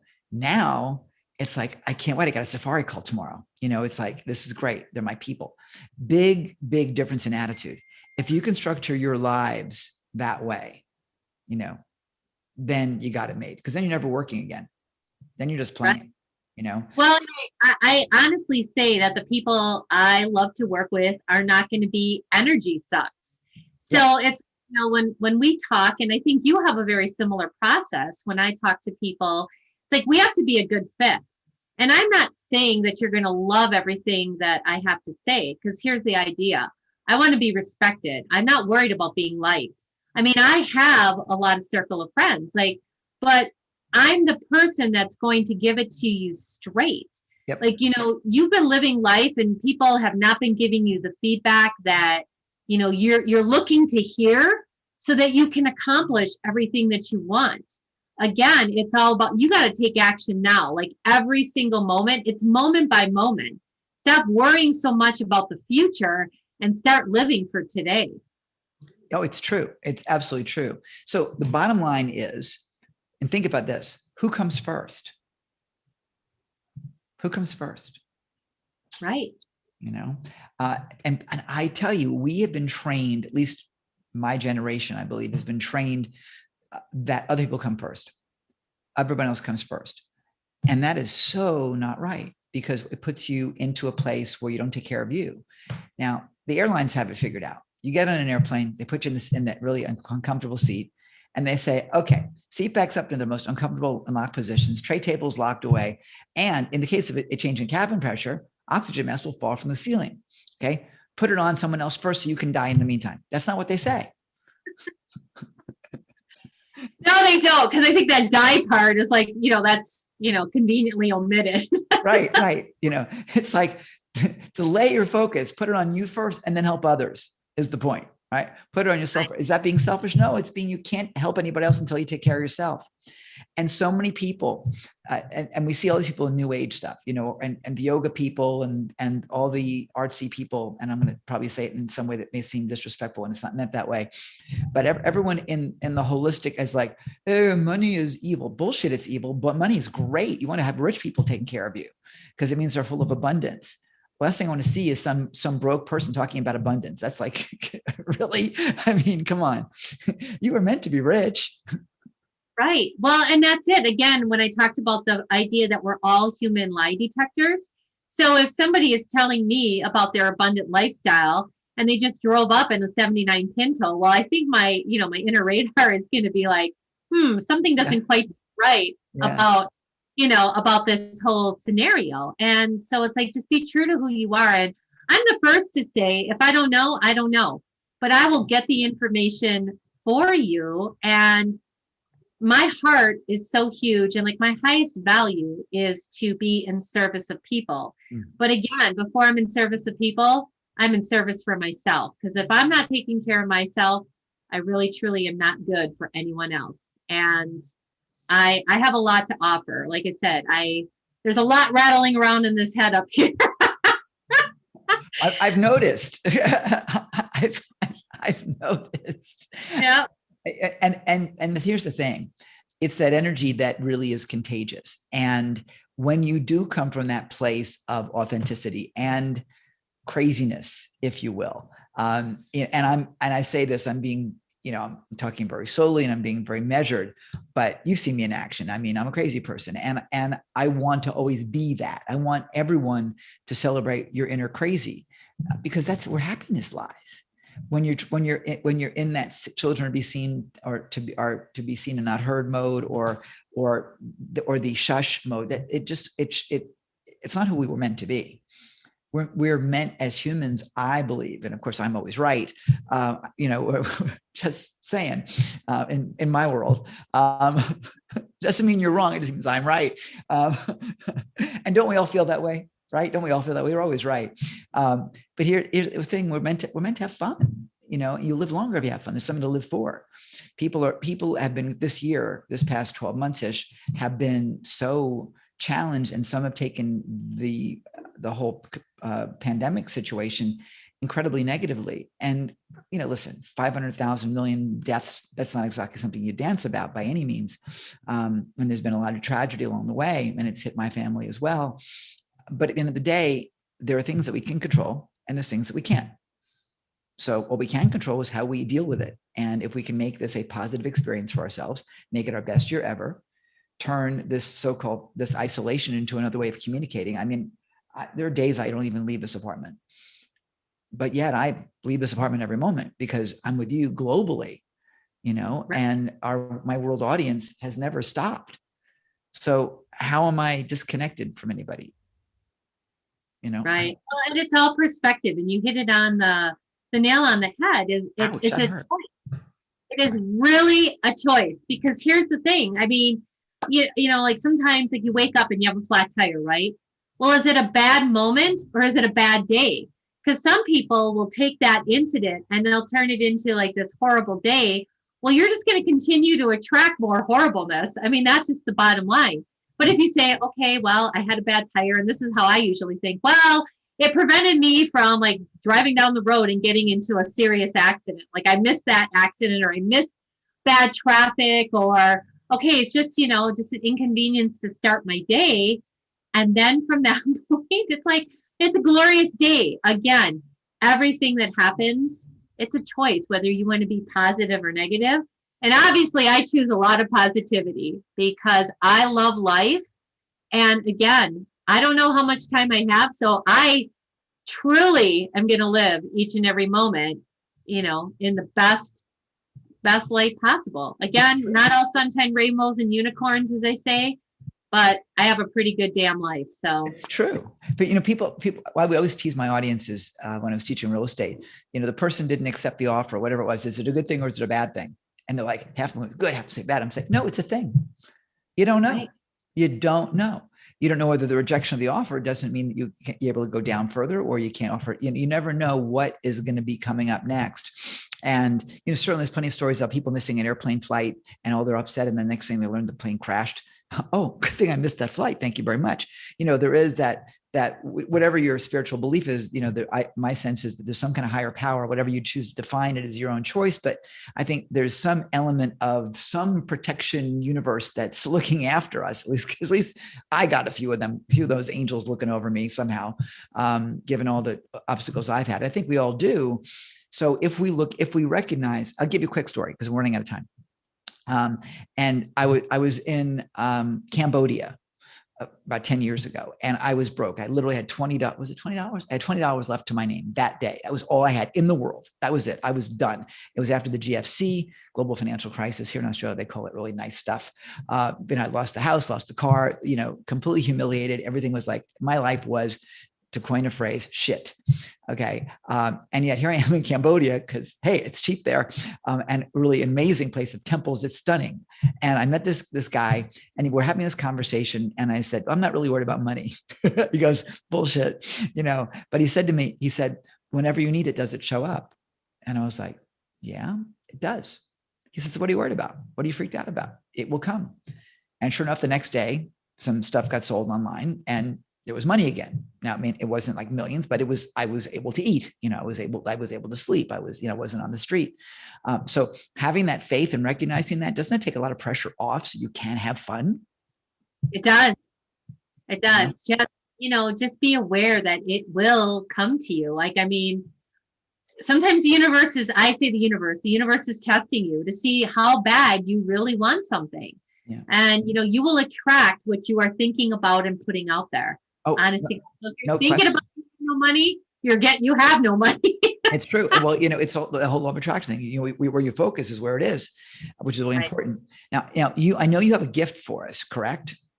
I do. So it's on the dashboard. I know that it'll be listed. So I do have a VIP gift. So because I'm so passionate about gratitude, my whole VIP gift is around gratitude. So check it out.